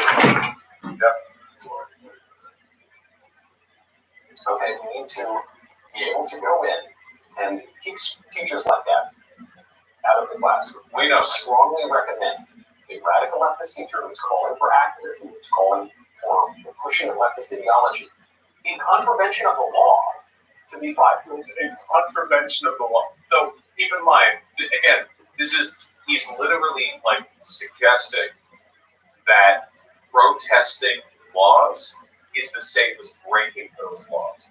That's essentially what he's saying right now. Very, very authoritarian, this man. He leaves his political opponents speechless because he would have them kill the people and silence them if he can. That's a good idea.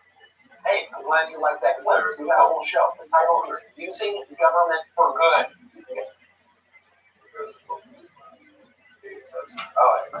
So, long story short, Michael Knowles, like all conservatives, doesn't know what critical reason is. He bought a 200 something like populist viral. He's not a rumor that might actually necessarily know that it was probably. And we know that. We know that Michael Knowles will actively advocate for the use of the power to restrict the training of children. Obviously, that's a problem by the left, no doubt. And he thinks that he should be fired or silenced for the way he said that she was advocating for breaking the law. Kind of sounded like you might want her arrested, maybe a little bit of engagement, or protesting something in her life. Which, Governor DeSantis, the governor of his policy that teacher was talking about, was also the person who essentially tried to give a little more than a way to drive over protest. Essentially, Governor DeSantis is pro-terrorism. I imagine would be adding implications that protesters would be like BLM protesters, and the driver would be like some sort of patriotic American or I don't know. Anyway, scary times we're living in, terrifying. I hope everyone is doing well. I don't really know how to close out this segment without somebody without warm, comforting, embracing chat, being next to me. So all I can really say is that you should go and subscribe to the super cool second channel. It's cool stuff to do with it. You know how it is, all right? Yeah, look at that. There's another channel called Watch that actually gets recommended to search Watch because their channel has videos and mine doesn't. And I love it very much. We'll give it all like that. Please subscribe to that. 21,300 subscribers with no videos. That was basically.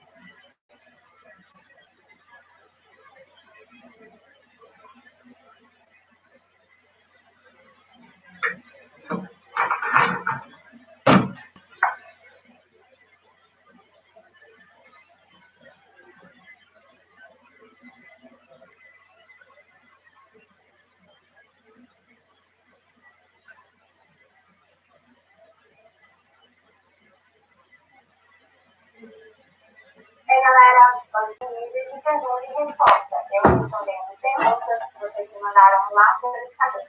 Eu selecionei algumas interessantes, então vamos lá.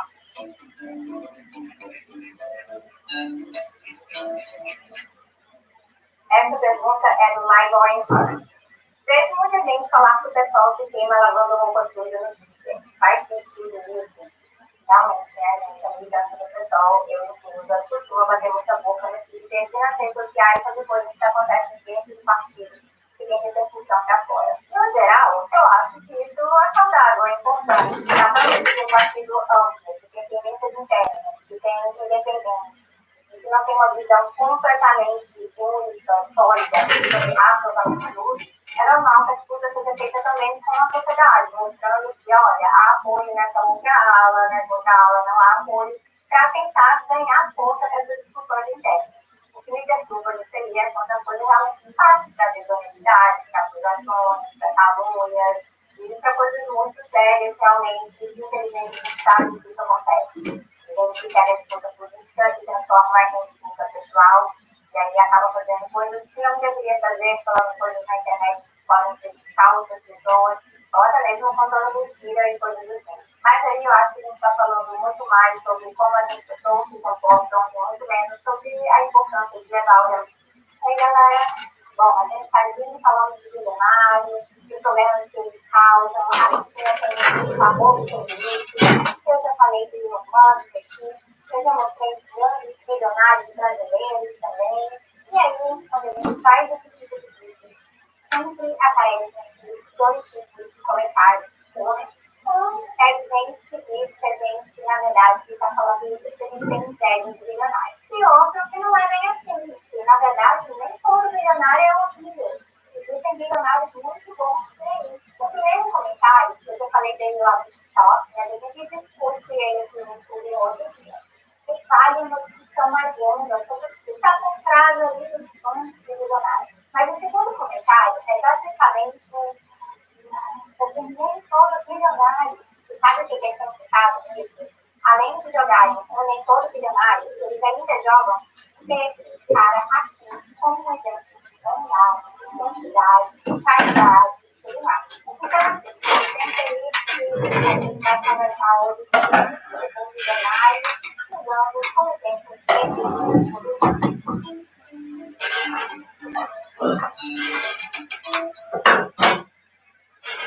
Se você busca informação sobre ele na Wikipédia, você vai encontrar ali na descrição dele que ele é um magnata, que ele é um desenvolvedor de software.